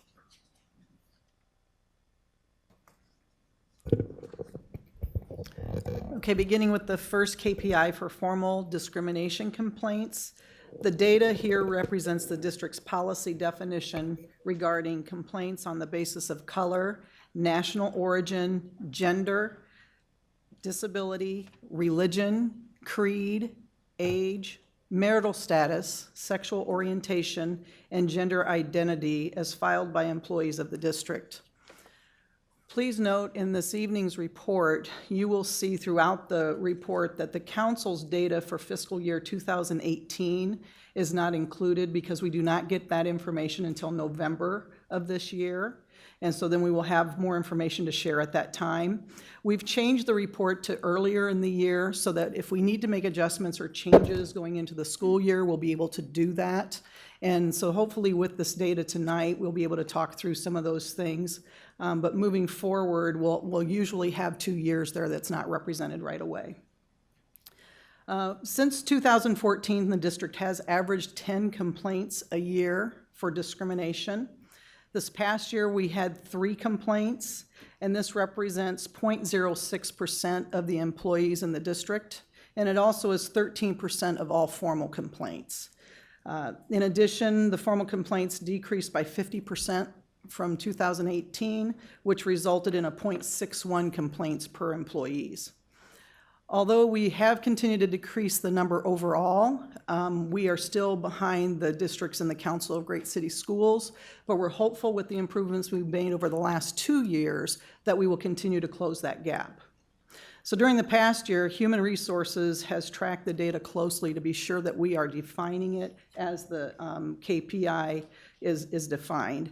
And in addition, we've communicated the complaints to new employees, the complaint process, as well as the policies to new employees and current employees, and especially supervisors, because we think with the greater awareness of what those policies are and our zero tolerance for treating people and each other that way, that we have reduced those complaints. But we also want to make sure that the complaint procedures are included on the website, and we've done that in several different languages here this past year. The next KPI is for formal misconduct investigations. I'm sorry, I have a clarifying question. I think you had said that these had made up 13% of the total complaints. So what, I guess I'm just trying to figure out what's that other like 80, do you see what I'm saying? Like what's the other 87% if this makes up 13%? Sure. Like what are those other things? The next KPI, which I'll review, are the formal misconduct investigations, and those represent 87% of the complaints. Okay, thank you. Okay. So this data represents the district's policy regarding harassment, sexual harassment, hostile work environment, retaliation in general, and any complaint claiming a violation of employment, of the employment handbook or policy and procedures of the district. So those are 2 different processes that are used in terms of the definitions of policy. Since 2014, the district's averaged 13 formal misconduct investigations per year, and in 2019, there were 20 formal investigations conducted for 0.41% of the employees of the district. And again, that represents 87% of the complaints filed. In addition, formal misconduct complaints and investigations increased by 12, representing a 150% increase this past year, for a rate of 4.07 investigations per 1,000 employees. As the chart shows, our performance in this area has fluctuated over the past 6 years. There's no real trend line there. However, the district continues to outperform other districts in the Council of Great City Schools in this area. Again, during the past year, Human Resources has been intentional about providing information to supervisors and staff regarding the option to file a formal complaint versus an informal complaint. And I can tell you, based on my experience working with employees and supervisors, the preference throughout the district is to handle things informally with their supervisor and their peers or whomever they're having a conflict with. People really do not want to file a formal complaint, and we have stressed that this year in terms of awareness. We did anticipate an increase in this area due to greater awareness and improved communication and understanding of district policies, and we will continue with the communication in the future. So that concludes the data for discrimination and misconduct complaints. Any questions for those? I had one question just about who's represented in these numbers in terms of our classified and non-classified. It's district-wide. I don't have a breakdown of classified or certified, but we can get that number. That'd probably be helpful just to Sure. put it in perspective based on some of the other feedback that we've received.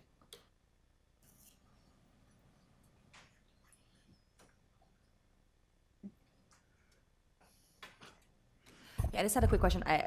I fully believe that that is how the majority of employees choose to handle things informally with their supervisor. I do remember bringing up last year, though, asking, because I do know that we have a lot of staff where English isn't their first language, if the process and procedure was accessible to people via different languages, and if we've done anything kind of in that year to make sure that people do know how and they have access to it if a language isn't English, or if the Yes. language isn't English. Our website shows all the different languages for people to review the process and the procedures for that. Awesome, thank you. One thing I wanted to raise up, I know on page 7 and 8 in our report that we got, it does talk about the timeline for where you guys are on some of the items, which I found really helpful.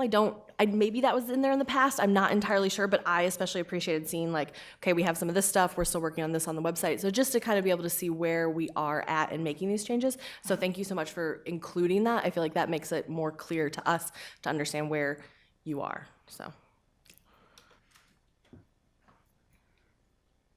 I do have, so I don't think, I mean, I think the normal person wouldn't want, you know, to have a formal complaint. But how are they supported if they want to?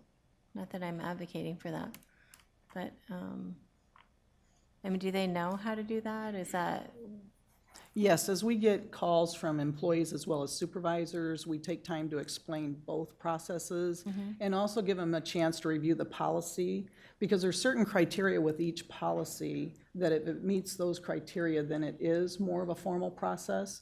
I know we've just been so intentional this year with both supervisors and employees to be sure that they understand that. okay. I mean, I think you have to be really brave to actually do that. And so, again, I'm not condoning like a whole bunch of people formal complaint, but I also would want to think that if they have something founded, they would be able to, they would feel confident or brave enough to do that, I guess. I don't want to belabor this at all, but I'm guessing that informal complaints, there's no record of that takes place. So I think this also just gets into terms of time and, you know, how we're budgeting and all of that. I think if overwhelmingly a majority of the employees want to handle things informally, I do think that having supervisors at least keep track of some sort of amount of time for how much time they're spending doing that, because I'm also wondering how sometimes that informal process could leak into other job performance areas. Or, I mean, we all know how, I know at least how I feel when I'm struggling with conflict and how that might be distracting for me. And so I'm also just kind of curious about how that affects employee morale. And if we're not even trying to track that at all, which I know with it being informal, that's difficult to do, but when we continually want to talk about employee morale and making this not only the best place for kids to be, but also the best place for staff to work, because I know that a student's learning environment is the environment in which our staff are working. And so to make sure that that's the best environment for everyone, just my kind of wondering of how are we kind of thinking about that? So I can give you an example of an employee that came our way that just had some concerns about how they felt they were being mistreated in their department. And they did not want to file a formal complaint, and I don't know that it would rise to the level of what we're discussing today. But one of the things that we did do was make sure that we followed up with the department supervisor and made sure that we shared the concerns that were brought to our attention to ensure that there were next steps in regard to this employee in particular. And of course, you know, you hear one side of the story when someone comes to you, so it allows the supervisor to dig in and also help to connect the dots and talk to all employees that might be involved in regard to a particular, you know, incident. And what we found was that there was two sides to the story, but we work with the supervisors. The supervisors do report back to us and share their information and documentation and their follow-up that they have. And as a result of this situation in particular, it was resolved between both employees. They came up with clear next steps in regard to how things were going to be communicated moving forward. They identified a process that needed to be improved in the department, and so the supervisor had clear next steps and follow-up, and we did have a timeline to make sure that it was done in a timely fashion, and it wasn't something that, you know, went, you know, on for a long period of time. And so that was a most recent example I could give you where it was resolved by the supervisor in that department and ended up really being positive. I also think there's a real central focus on information we've been gathering from the employees that go back with the supervisor and do additional training. Our Gallup information, our supervisors are using that. I know the operations directors are being very intentional about that information.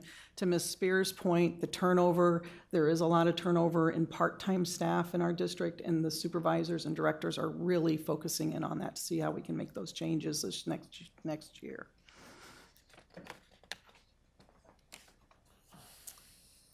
Next, I'll briefly review response data from our volunteer survey. The district sent out 5,000 surveys and received 239 responses for 4.8% response rate. As documented by the graph, we continue to show excellent overall results for 8 of 9 categories with 94 to 98% satisfaction ratings. The highest satisfaction rating is 98% for question 4, where our volunteers feel safe in the environments that they are working in. The lowest ratings are question 9 and question 7, which are both down from last year, and that's regarding our onboarding process and awareness of other volunteer opportunities on the website. With only 4.8% response rate, we're really looking at how we can improve that over the next year. We've talked about sending the survey out right away after a person volunteers versus waiting until the end of the year, where a lot of comments we received were, I don't remember, or I think this is what happened. So we're looking at making some of those changes so we can have some more immediate response and hopefully a better response rate. We'll continue to problem solve with our volunteer coordinator to improve those things during the next year.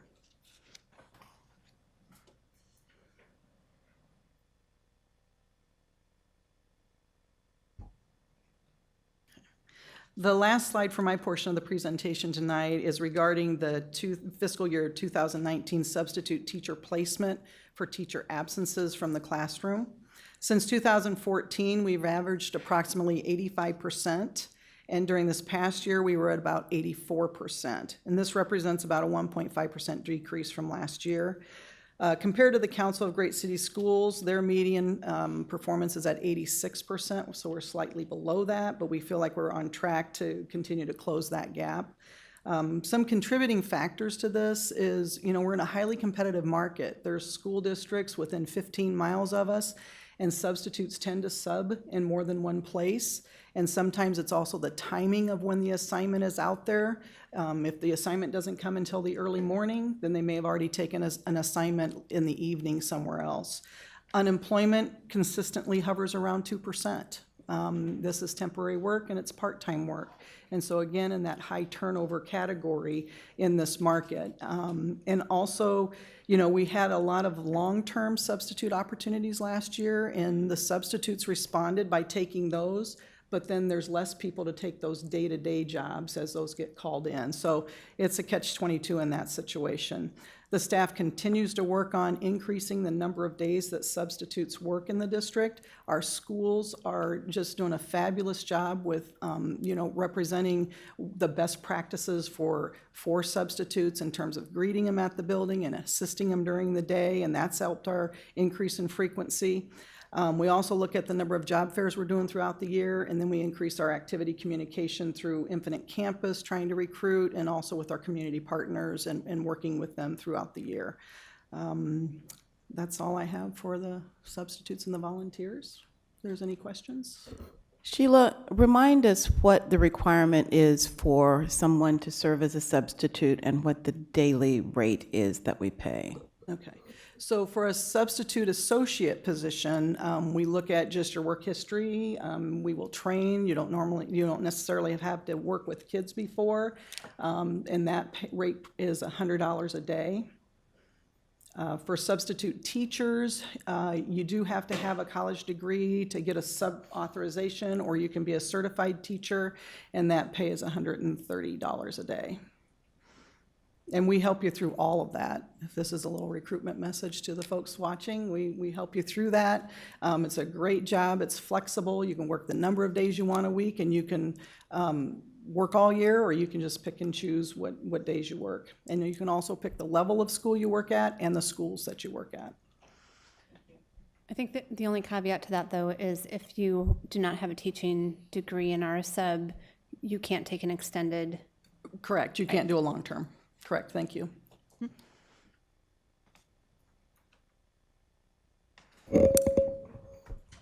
Thank you, Sheila. I'm here to report on the employee separation rate for the district. Since 2014, the district has averaged a separation rate of 9.58% for all employees.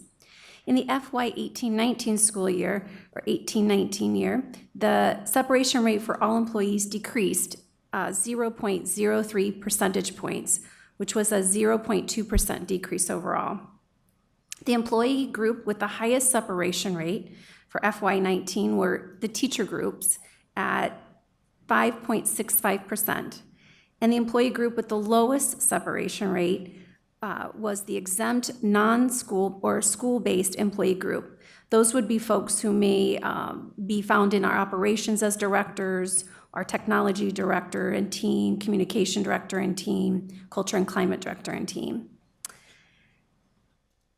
In FY19, approximately 15% of all teachers' separation were due to the retirement, which represented 1.4% of the entire teacher workforce. The retiring teachers were 7% of all district retirees for FY19. Other kinds of separations include voluntary resignation, involuntary resignation, and deceased.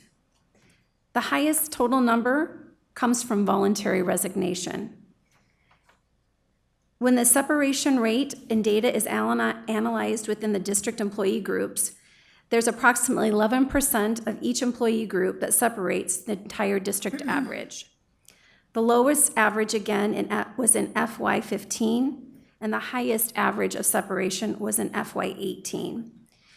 As you heard Ms. Mason reference, we're using data from our Council of Great Cities Schools from the KPIs from FY17, and in comparison of our Council of Great Cities Schools, the district is performing on par. We ranked 15 out of 44 responding districts to the most current KPI.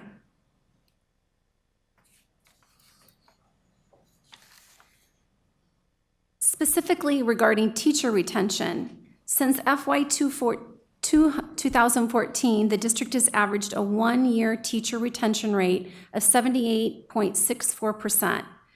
From FY 2018 to 2019, the one-year teacher retention decreased 23.61%, a 28% decrease. What's interesting in that data is 49% of all the teachers hired for FY 18-19 were educators who came to Des Moines Public Schools who actually had experience more than 2 years. They held a standard educator's license. In our district currently, we offer a formal induction program for an educator who comes to the district with an initial license. That would be a teacher new to the profession or someone who has taught less than 2 years in the state of Iowa.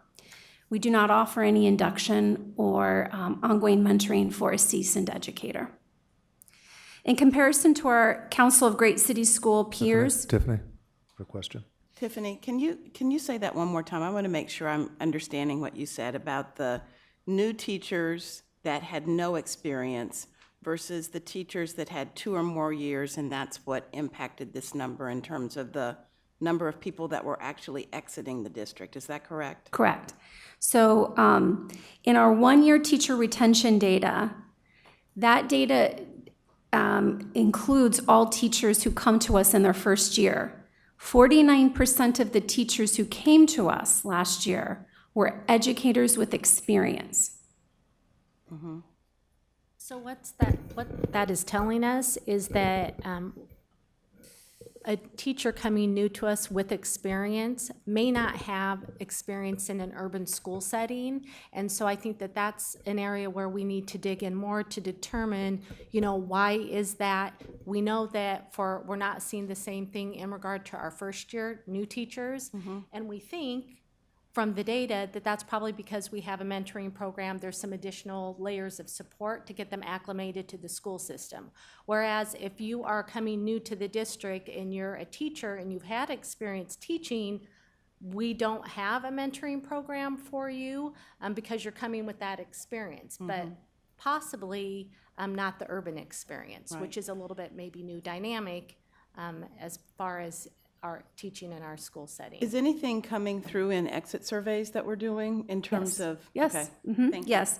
I'll go on a little bit more, and then I'll tell you a little bit more about the exit surveys. Before you go on, though, just back to that point. So roughly a quarter of the teachers that we hired last year did not come back this year. And your point about veteran teachers being hired on was regarding the total pool of who was hired. So of the quarter that left, was that disproportionately veteran teachers? Correct, experienced teachers. Okay, so we retained most of the, Correct. In fact, when we look at even our teachers that are eligible for the blue contract, for example, our retention rate is at 90%. And again, I think we have some things very intentional around even our blue contract for educators, where they're in a cohort group, receiving additional feedback. They have some additional professional development. There's just some embedded support for longer even than their first year within the district. I will mention too that the state used to have a funding source for teacher mentoring, even if you were a teacher new to a district but not new to the profession, and that went away, I think, 3 years ago, something like that. So trying to recreate something without a funding source, we need to do something. The data makes clear. We're just going to have to figure out a way to get that done without the support that we used to have from the state in that regard. I'm sorry, I have one more question just about numbers. And in here, on page 20, it talks about how the number of teachers retained after 1 year is divided by the number of teachers that were newly hired 1 year ago. And then the number of teachers retained after 5 years divided by the number of teachers that were hired newly 5 years ago. And I'm just wondering, how do we account for staff reductions over time as we're trying to include this number? Are they included in staff who don't return if there is somebody who is truly pink slipped? Like, is that accounted for in here, or does it make sense what I'm asking? I'm sorry. No, but keep talking. It doesn't, we don't factor that in, but I don't think it has much of an impact because we've been able to do virtually all of our reductions through Attrition. through attrition. Through retirement, right? Is that what you mean by attrition? No, Reductions? retirement or resignation. Okay, retirement or resignation. Okay, so it's not really affecting this number, even though we know we have fewer FTEs today than we did 5 years ago. Right, we don't think it is, yeah. Okay, that's what I wanted to clarify, make sure I was understanding correctly. Someone asked about exit data, and we did collect that this year in our resign process for a certified educator in order to submit a resign. And remember, you can resign voluntary, involuntary. You can also use retirement. We asked folks to tell us why they were leaving, and the number one reason was work pressure and stress of the job. In comparison to our Council of Great City Schools peers, the district is performing actually at the top half of the districts. Again, using the FY17 data. As you heard Ms. Mason say, we don't have the 18 data yet. The district ranked 22nd out of 51 responding districts. Our 5-year average teacher retention rate, again notable for FY18-19, had an increase of 23.31%. And again, our blue contract for new educators is not only retention in that first year, but continues to be a retention over time, with over 90% of those new educators to the profession staying with us. In comparison to the council, again, we are performing at the top half, 15 out of 50 responding districts.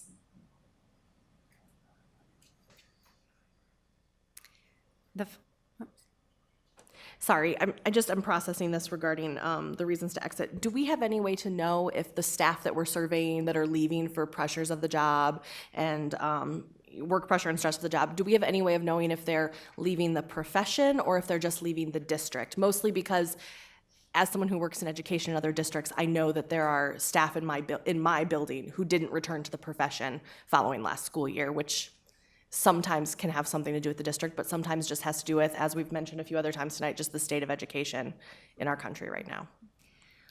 We do not have it beyond just why they're exiting the district. Okay, just that they're simply exiting. We don't know what they're doing next. Okay. Yes.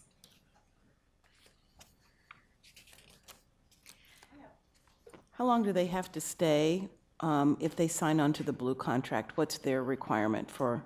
8 years. 8 years. Thank you. They can exit prior to that, but if they've started their master's program, then they owe us. Yeah. Do we have data on like how many of them stay after the 8 years, or? We haven't had it in Oh, we place long haven't enough yet. to know. Okay. Oh, 7, I think. so we're getting close. We're getting close. Yep. I thought we had a graduation list. We did. Okay. Oh, okay. Oh. Yeah. Yeah, just a question. I noticed that there's information in here for a volunteer survey, but do we do anything to check with our employees as far as a survey that is for them? And if we do we have that information as well? Like a survey on their work conditions, or like some of these questions that you have in here for volunteers, do we have anything that we do for our employees of the district as well? We do. We provide the Gallup survey to employees, and then we receive the results, and each building can look at the data in regard to, their employees. And then we also are able to look at it to identify just overall patterns or trends, but more specifically, that the building has action steps and how they're also following up with the data because they have that immediate contact, with their staff. Majority of buildings usually take the data back to their leadership team to determine, how they want to communicate it with staff and what are some potential next steps. But they can pinpoint certain questions, kind of like we did in the volunteer survey. Where are the strengths? Where are the gaps? Is that something as a board that we receive, though? We do receive that information? Okay. We can certainly send it. We used to include parts of it on this report, Yeah. but it was determined that it wasn't responsive to the policy. I would just be interested in it just because, I would just be interested in the information just We'll certainly share it. Yeah. because I think that there's a lot of employees that feel a certain way about certain things, and then I think it's very important that we have that information and we know that as a board, because I know that we encourage making sure that our employees feel comfortable about sharing information without retaliation. But I think there are quite a few that do feel like still if they speak their truths that there will be retaliation against them. So I would love to see that information when we have that available. And you mentioned that goes back to the building. So what about staff that aren't assigned to a specific building? Operations, Yeah. Food By services? department. It's by department or by building then? Okay.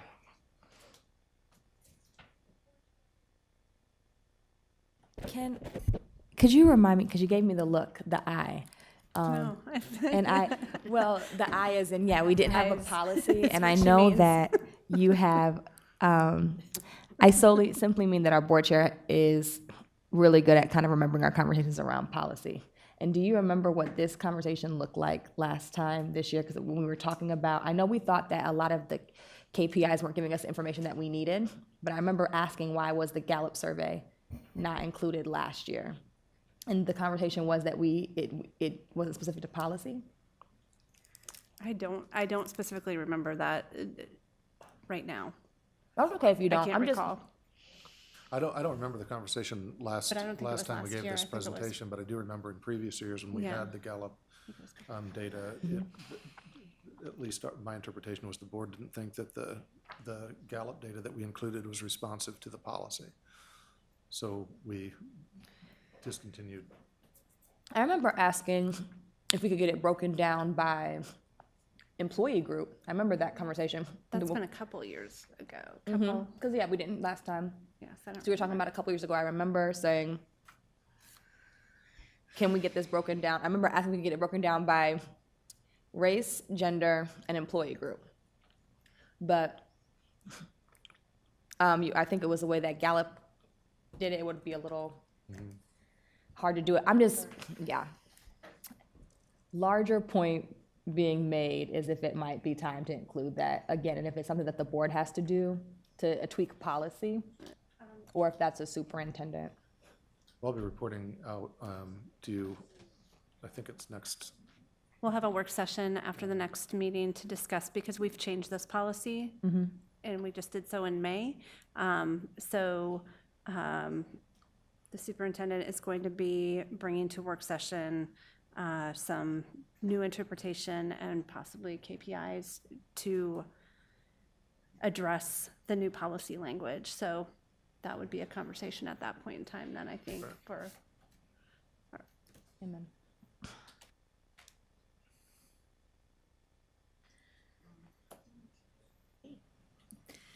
The next portion of our presentation stems around the health insurance. This particular KPI speaks to the health insurance enrollment rate of our district. Our employees have let us know through feedback of surveys, just general conversations, and our Health Benefits Advisory Committee that they value the health insurance benefits provided by this district. Our enrollment rate is currently 91.3% of employees that are eligible for the health insurance have enrolled. That is up 1.7% from last year. According to the Council of Great City Schools, we rank in the top half as far as our enrollment rates. The highest district has 100% enrollment, and the lowest district having 53.25% enrollment. So we're right there, averaging in the middle. Some of the factors that drive this enrollment rate would be our premium structure. We have a premium structure that offers insurance to all of our employees, single employee plus one or family at a minimal cost share, and that's attractive to our employee population, as well as our benefits are very comprehensive, and we've chosen to keep that structure very competitive in the market. The next KPI addresses the cost for health benefits per employee enrolled. And our employees right now, per employee enrolled, we average $13,799 per employee enrolled per year. Again, that is in the top half of the Council of Great City School numbers. And some of the things that drive that are, again, our premium structure, our benefit structure, and we have to be mindful as we're working through our benefits that we have a limited budget and how to make those dollars go as far and be as most meaningful for our employees as they can be. We've chosen in FY20, we've worked with our Health Benefits Advisory Committee and with our staff to make some significant changes in our health insurance in order to keep our health insurance at an affordable level for the district. Those changes that we've agreed to for FY20 are estimated to save us about $7 million over this next year. So we'll continue to leverage those changes as we move forward, and we'll continue to listen to the feedback of our employees as we evaluate our benefit structure.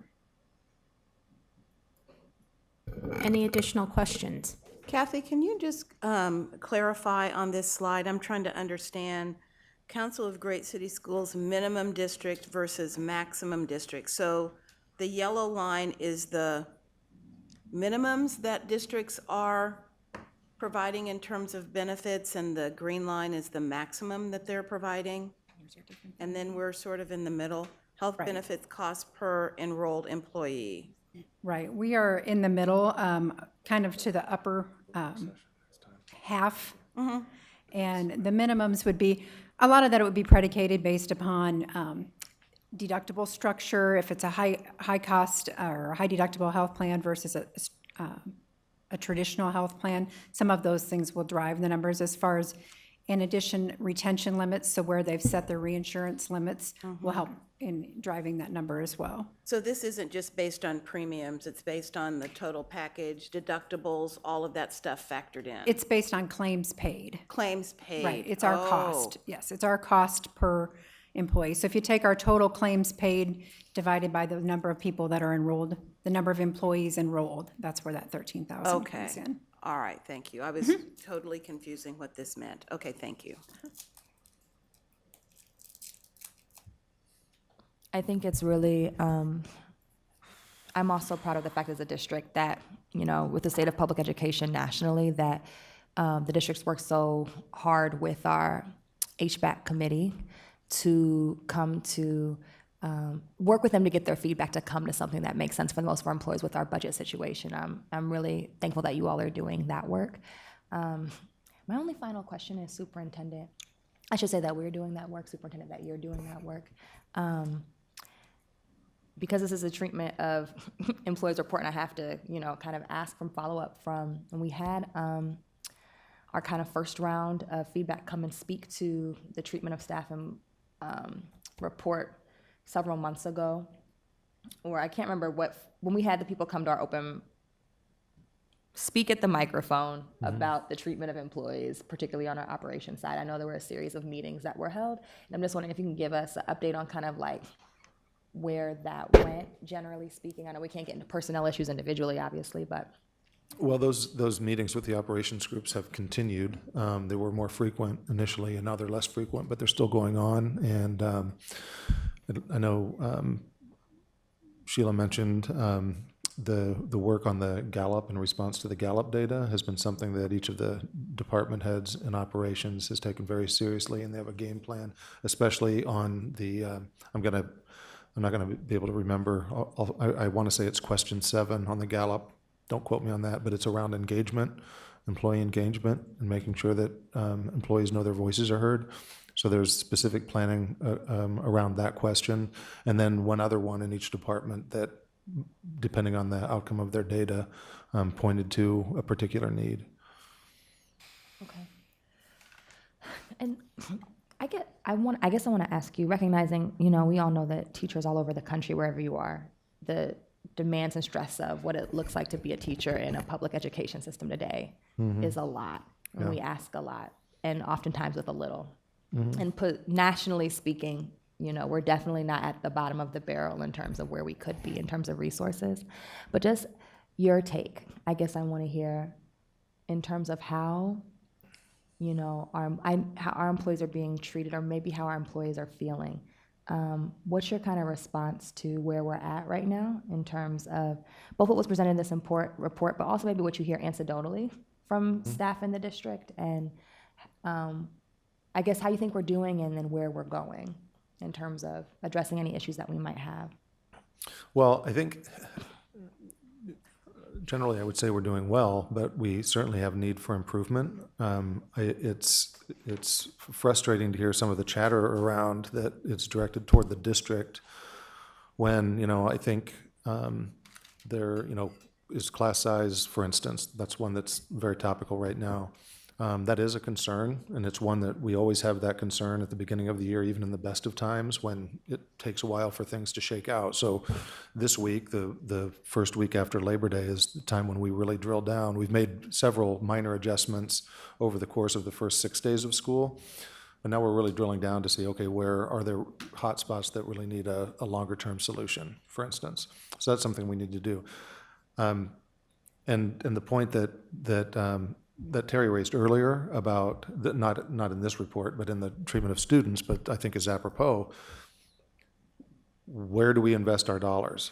The dollars that are available are limited, and I'm going to say this again, but I mean, people are not, I don't believe it or don't believe the impact of it, but when you go 9 consecutive years with less than 2% supplemental state aid, and our costs are dramatically more than that, increased more than that every year, that's got to come from somewhere. And so making the right choices as to where we invest those dollars, and having everybody recognize that something has to give, or some things have to give, make for really challenging conversations. One of the things, and Nick's back there probably hoping I won't bring this up, but one of the things that we've tried to do, even though it's counter to how we have to report to the state, so most places don't do this, we were really trying to re-engineer, even though it's sort of a second set of books, if you will, how we account for our dollars so that we can get a genuine return on investment measure. So we can more accurately tell a buck spent here equals how much benefit over here. It's notoriously difficult to do in schools because of the nature of the restrictions and different funds. So it's never going to be perfect, but I think that we need to work toward getting better at that. So when a logical question is asked, what's our return on investment in X? We have a clear answer that this is what we invested here, and this is the return we got on that investment, so we can make a better judgment as to how much additional investment needs to be put, in school A versus school Y, or in program B versus program Z.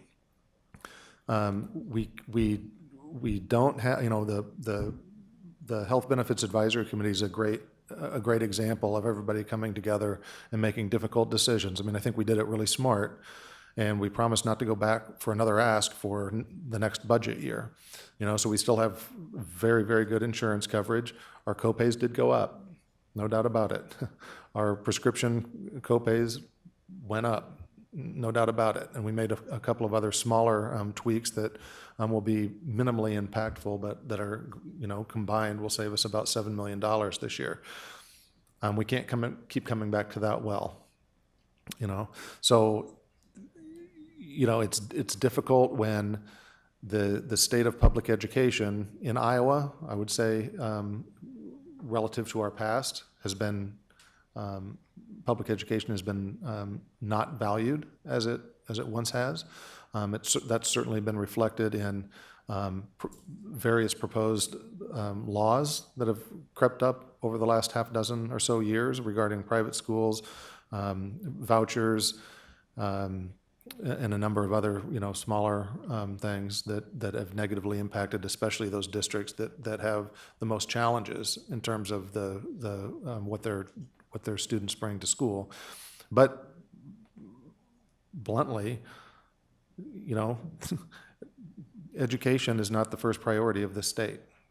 Certainly K-12 education is not. Our higher ed partners certainly have been taking their hits as well. But K-12 education used to be an absolute clear first priority when it came to the state's budget every year, and that's becoming less and less and less the case. We can't pull any more rabbits out of the hat. We all understand our spending authority challenge, and I think we're doing the right work to get that back into square. But we are going to have to let go of some things that we've become accustomed to doing because we just can't afford it, and still provide quality working conditions for our staff, classroom staff, and all of our support staff, and provide the level of wraparound services and academic instruction services to our students that they deserve. We're wrestling with that right now, but the long and short of it is, if the state continues to underfund education, we all suffer for it. And it's very easy to come and say, well, the district should hire this many more teachers, or the district should add this many more classrooms, or the district should add this much support staff.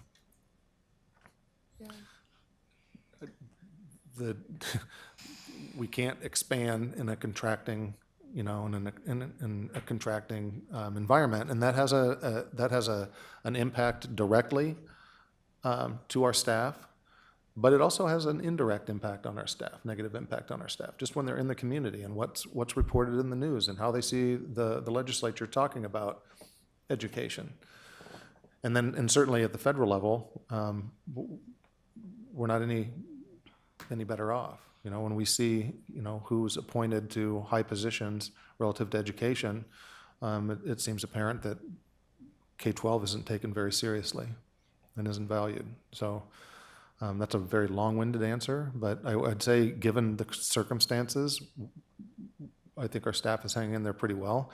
But there's a lot of negative forces impacting not just Des Moines, but K-12 education writ large, and particularly in Iowa with the current makeup the current disposition our legislature has toward education, that wears on you over time. It's not a one and done. It's been now a persistent, multi-year squeeze is what it feels like to all of us. Certainly to me, but I know that all the rest of our staff feel that too, as much as we try to shield them from that.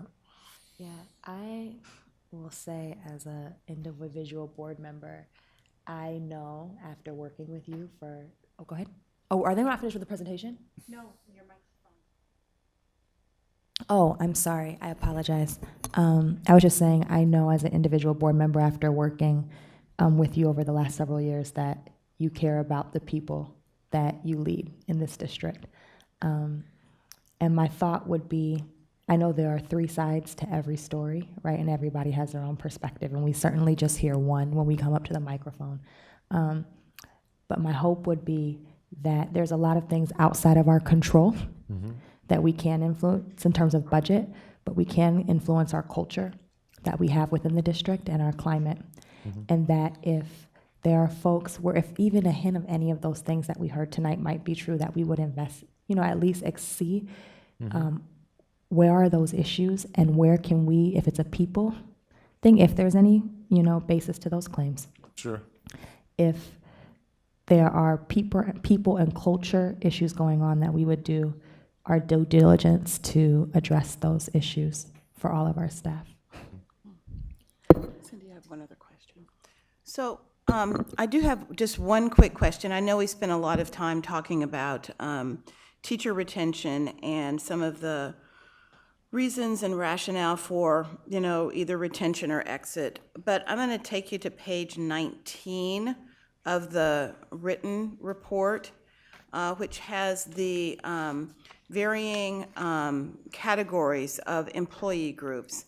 And I'm going to ask you to do one thing for me before I ask my question. So if you could please help us understand who sort of the key population groups are that are included in instructional support, classified non-school-based, classified school-based, exempt non-school-based, and exempt school-based. And then I'll ask my question. Start with the classified groups.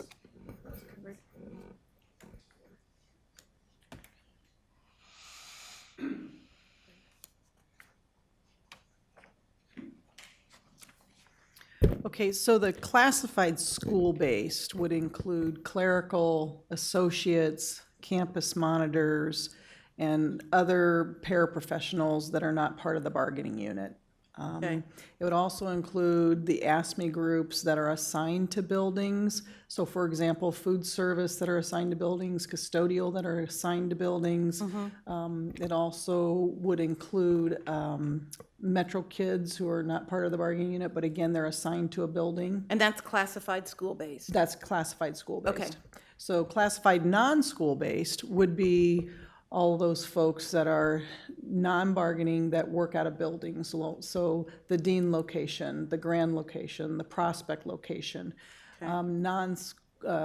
Classified non-school-based could be the Central Nutrition Center. It would also include floats for food service and the floats for custodial, and again, Metro Kids floats that are not assigned to a building. Okay. Okay. Teachers are your certified educators. Your instructional support are your folks who support instruction, behavior interventionists, Title I, specialized programs that are wrapping around student instruction. Your exempt school-based employees would be your APs, could be also your specialist in curriculum and instruction, coordinators, community, culture and climate, 3C. Okay. And then exempt non-school-based. Exempt. So again, those would be folks that work at Dean, the directors, the supervisors there. Yeah, so exempt in this case is referring to the Fair Labor Standards, so they're not, Okay. they're salaried. Salaried The simple way versus- is salary Yeah, versus that's hourly. salary but versus- Thank That's, you. that's not a precise, but that's essentially what it gets to. Right, so again, they're all the non-school-based buildings like Grand and Prospect Mm-hmm. and CNC, Dean, all those locations. So bus drivers, bus associates fall under classified non-school based. Yes. Okay. Perfect. So that's helpful because I was making a lot of assumptions about this, so I'm glad you clarified that. So if you sort of look at the, what is this, 6-year data? There for a while, we were, pretty, not stagnant, that's not the word I want to use, steady, thank you. And then if you look at, especially in a few areas, 18 and 19, there were some huge jumps, even if you go back, just a year, or even if you go back 3 or 4 years. So almost to the point that we talked about relative to teacher retention and exit interviews and what we know about what's happening, is there any information that you can share about why, some of these trends are, pretty significant year over year? And then recognizing that there's a cost of hiring and firing and, there's a cost built into this. And it shouldn't go unnoticed that every time we have to hire and go through all of those things, we're assuming a large burden on the district from a cost perspective to have to train, retrain, hire, advertise, all of those things. So tell me what I should know about looking at this chart and what you're doing to help us figure out how we get ahead of the curve and stay ahead, because in a few areas, it's pretty daunting if you look at the numbers, year over year. So I'll speak from the classified staff. I can tell you that 41% of the turnover is from part-time staff. 41%. 41% compared to a little over 10% full-time staff turning over. I think just the whole market shift in the last 3 years with the unemployment rates and what other companies are doing for part-time staff. It's in the news all the time. I think most recently, one of the convenience stores, I don't remember if it was Casey's or Come and Go, moved their part-time staff to full-time with benefits. I think everybody is struggling with this concept here and what to do. But I can tell you clearly, we turn over between substitutes and other classified staff consistently 600. We fill 600 positions a year. And 600 just in that category. in that category. Associate numbers have jumped here in the last couple of years. I think, the retirement incentive 2 years ago increased some of that turnover, but it's certainly not the sole reason for it. But part-time staff is something that we really need to dig into, whether it's on the hiring end and doing a better job of hiring and explaining what the position is, so people don't have remorse after they come work here for a couple of weeks or a year. And we know we lose staff during that first year. Maybe it's just not something they were looking for.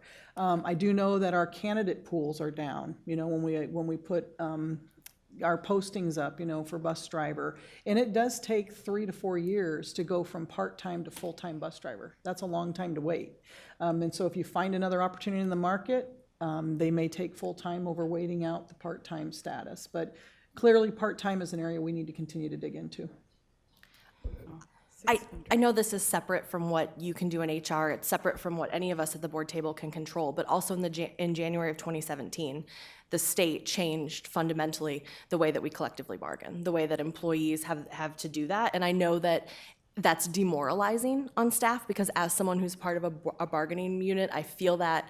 I feel the lack of faith in some of those institutions because the power has been stripped. And so while I know that we can't change that, I do think that this data might be of interest to some of our allies and our partners that help us out in the legislation, that this is what we're seeing post that in a way that was supposed to be positive for districts to save money. But this is quantifiably not if we're continually trying to.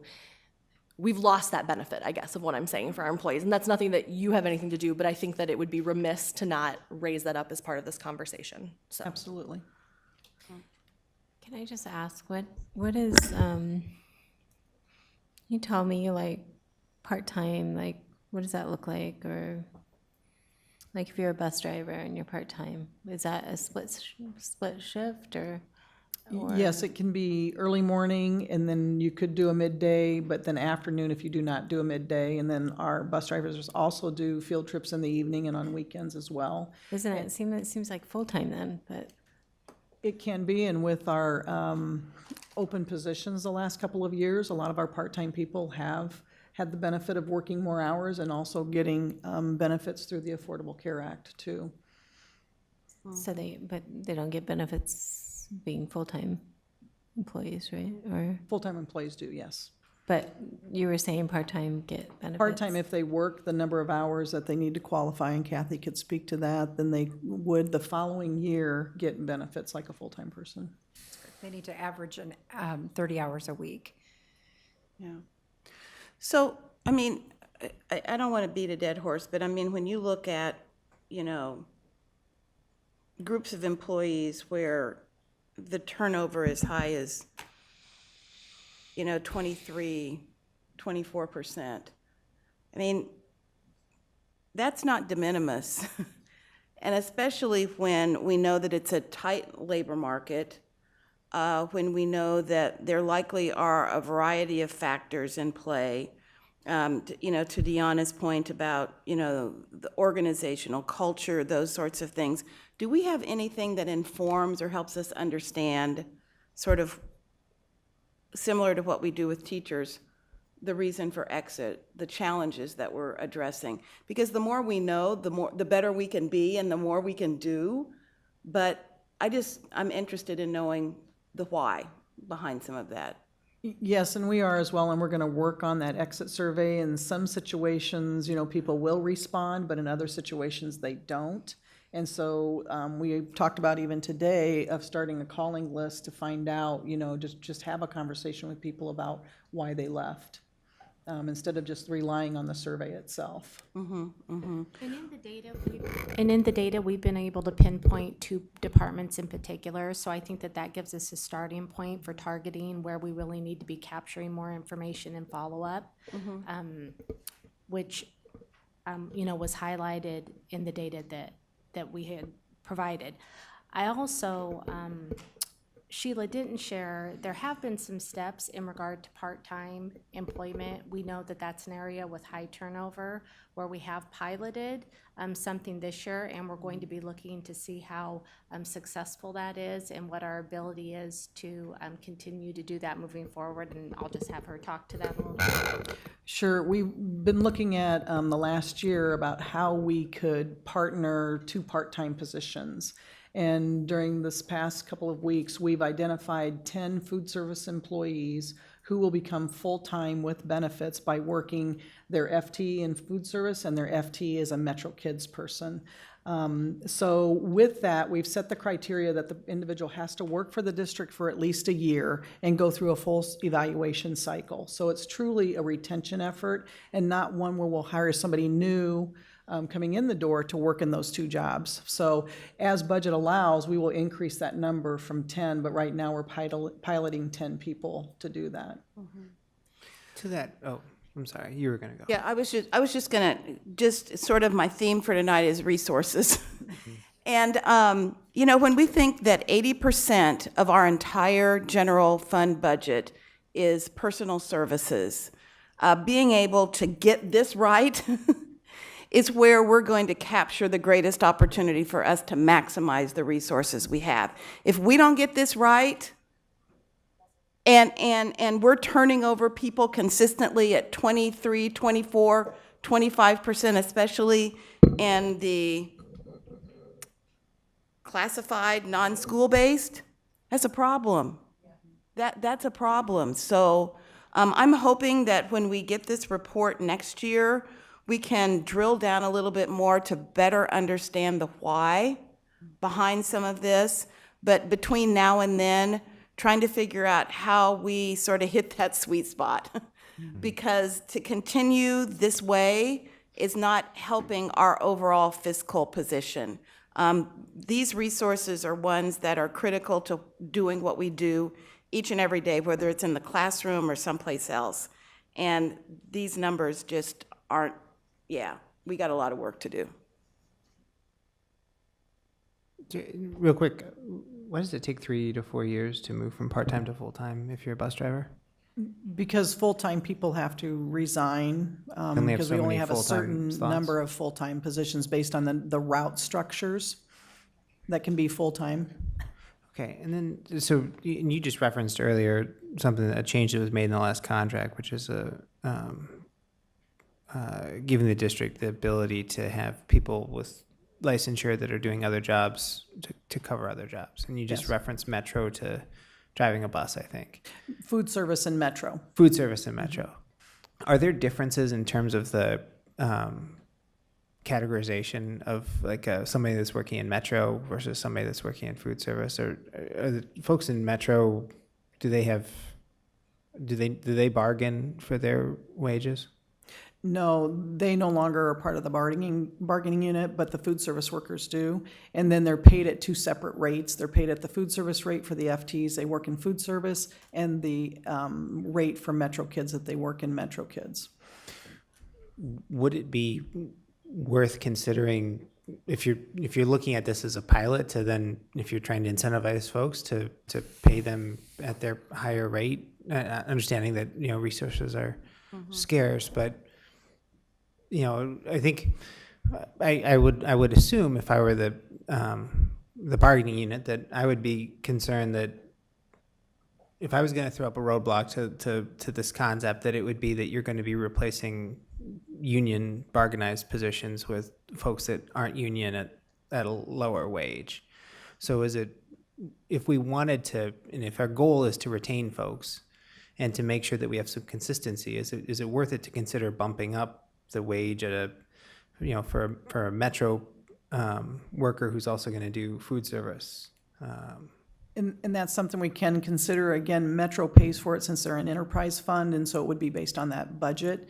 The other factor here that we feel is great for retention and for this program is the fact that they'll get benefits. And as part-time people, they do not get benefits. So that's another big piece of this in terms of the funding, is being able to cover that. So as a package, it may be a little less for that smaller portion of the FTE. Typically, that's around 3 hours in Metro, but a huge gain for these employees to get the benefits.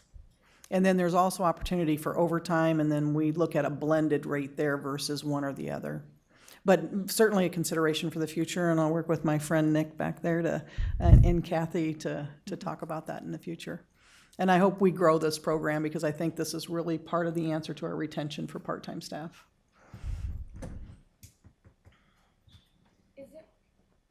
No, I was just going to ask if there were any other questions. Go for it.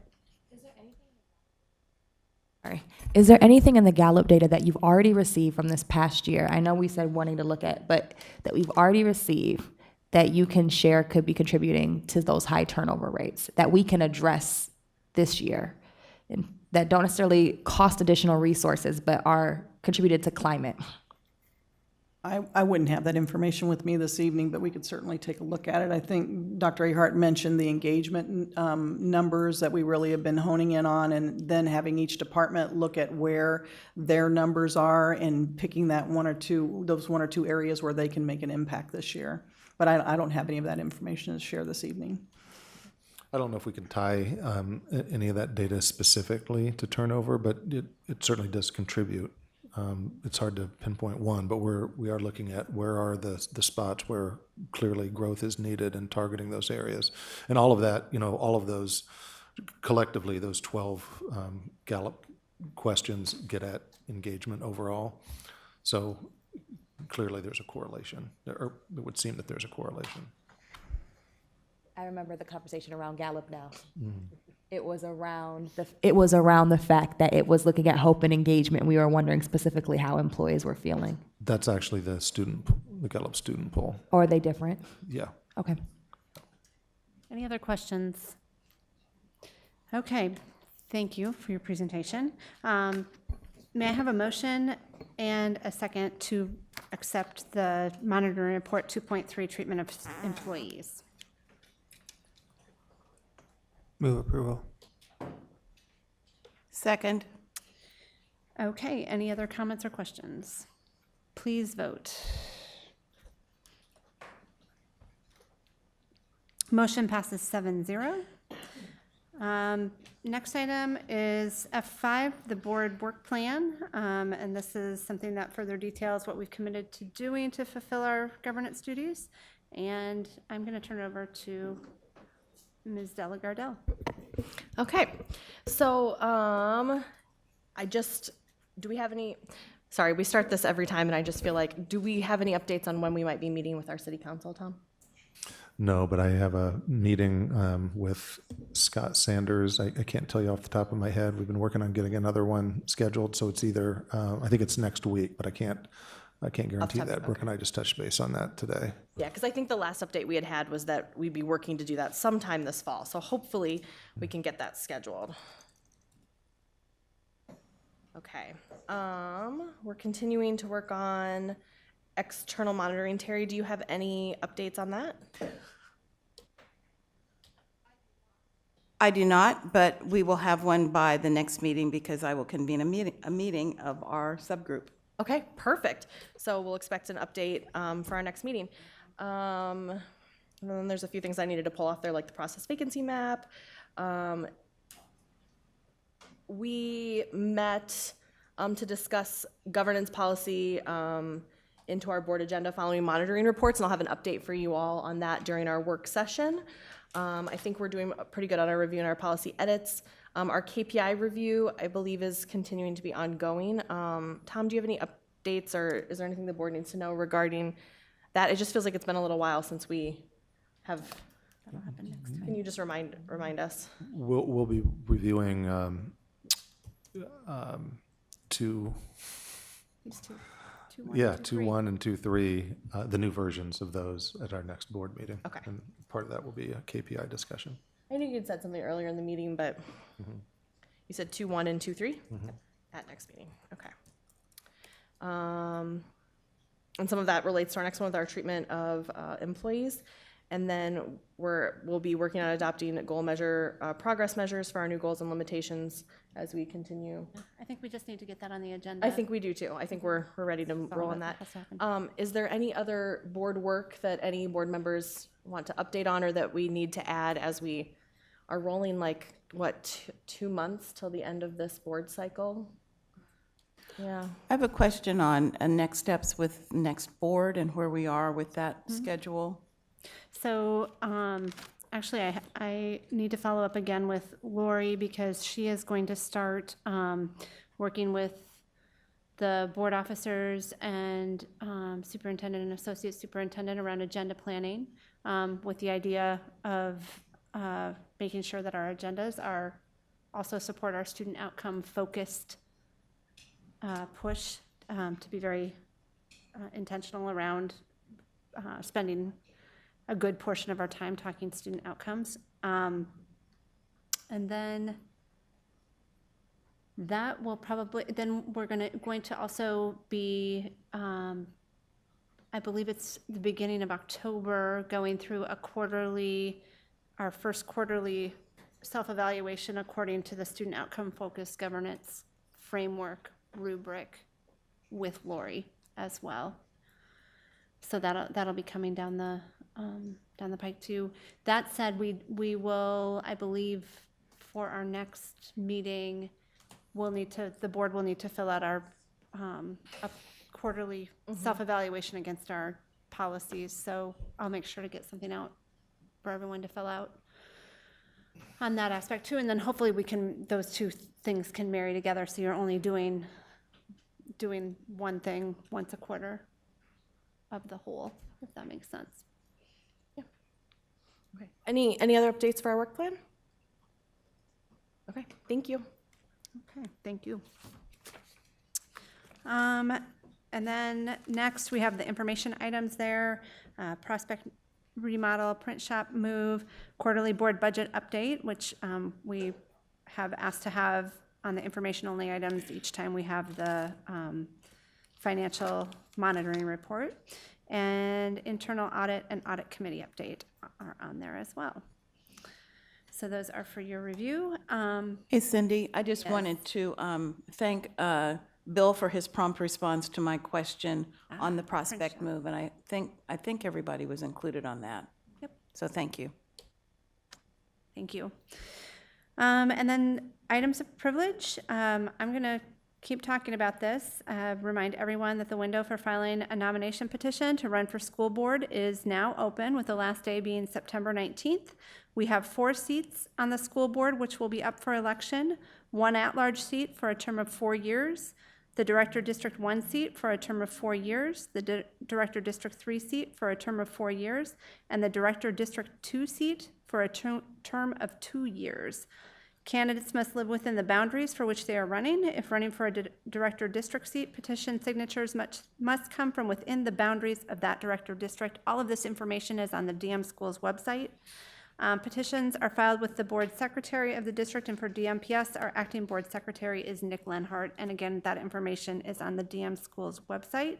And I just wanted to recognize that yesterday, being Labor Day, just to say thank you to all of the workers in our district, teachers, staff, bus drivers, everyone who makes this district run every day. And we know that Labor Day isn't just about picnics and a day off of work, but it's to celebrate the work that went into making our school. I don't want to say what I almost said. It went to making America great, but you know what I mean. To really, we wouldn't be anywhere without the workers that have done so much. Do any other board members have any comments? Ms. Delagardelle. I want to raise up just a couple things. One is I want to echo Cindy's statements about Labor Day and all of our employees. I know that the beginning of the school year can be an incredibly hectic, but also, very celebratory and exciting time. I think we are very lucky. I count myself among you as a teacher. We're very lucky that we get to start over every year, and that we get to have that fresh start. And I don't think a lot of people get to do that. I don't know. So I'm grateful for that. The second thing too is that I am personally partaking in a 21-day equity challenge, and I would want to extend that to my board colleagues if you'd like to know more information about reading, listening, watching, engaging in equity work every day. I'm doing that with the Iowa Library Association and a challenge that was put forth through our Diversity and Inclusion Committee. And then the third thing was I had the opportunity, Cindy invited me to join her last week to present on the work that the board is doing with our district's problem-solving committee around our 3 SMART goals. And I just wanted to raise up that there are several of you in attendance who I saw there, who I know engaged in that process. Matt Smith did a wonderful job during the section I was in. I'm sure he did a great job all night, but in leading our staff through that process and why that's so important, and really, I think, giving staff, parents, community ownership over how we're gonna solve that problem together and to really stay laser focused. I know as a board member, that's my priority, is to stay laser focused on the SMART goals, knowing that all of these other pieces that we've discussed tonight and at all of our board meetings contribute to that, but that those 3 SMART goals are how we're gonna hopefully move progress quickly for students over the next few years. And then once we get there, we'll see where we go after that. But thank you very much to everyone who participated in that process. Anyone else? I'll turn it over to Dr. Ahart for the superintendent's report. I just want to give a big, in addition to the Labor Day comments, which I echo, I just want to thank every single one of our staff members because we've started school. We have actually 7 days, under our belt. And we went through our first Wednesday in a number of years without the early release, and everyone seems to have adjusted to that well. Transportation team did an amazing job of modifying our delivery time for elementary schools yet again. As you all know, we bumped that time 15 minutes later. All said, we had a very successful and smooth start to the school year, and here's to a great rest of the semester. Thank you. Mr. Barron? If you don't mind, Please. it did occur to me when Tom was mentioning the start of school that Thursday is actually the start of school for our preschool program. And I'm going to be over at Mitchell on Thursday morning because it'll be the start of school for a brand new preschool classroom. Be serving 24-year-olds in the morning and 24-year-olds in the afternoon. It's fully enrolled, as I was told earlier today. So I'm excited for that. I haven't met my goal yet, so I'm still out asking people for money and would appreciate it in any way, shape, and form. But we do have a new preschool classroom, so we'll have 40 more kids in DMPS preschool this year. So I would encourage them to reach out directly to me because there's a place to give online, but it's a little. There's a couple clicks that you would have to get through to get there. So you can reach out directly to me, and I can tell you exactly how to do that. Or you can mail a check to Des Moines Public Schools. Put in the note Mitchell Early Learning Center, and they'll make sure that that donation is directed there. You'll get a letter back from the school district very promptly, which also works as a receipt because any donation is tax deductible. Mm-hmm. I really wish we could have done this where your number would have been rolling across the screen as you were. It's 515-778-2961. There's nothing I will not do to make sure that we have a preschool classroom in this school district. What's the gap? About $60,000. Okay. All right, people, let's get busy. And I just want to add that this is the gift that keeps on giving. You give once, if we can reach this goal, then that classroom is taken care of moving forward. So it really is the gift that keeps on giving. Thank you for that update, and thank you for your work on that. And with that, I will close the meeting, and we'll have a work session that shouldn't take too long if we can get back here pretty quickly.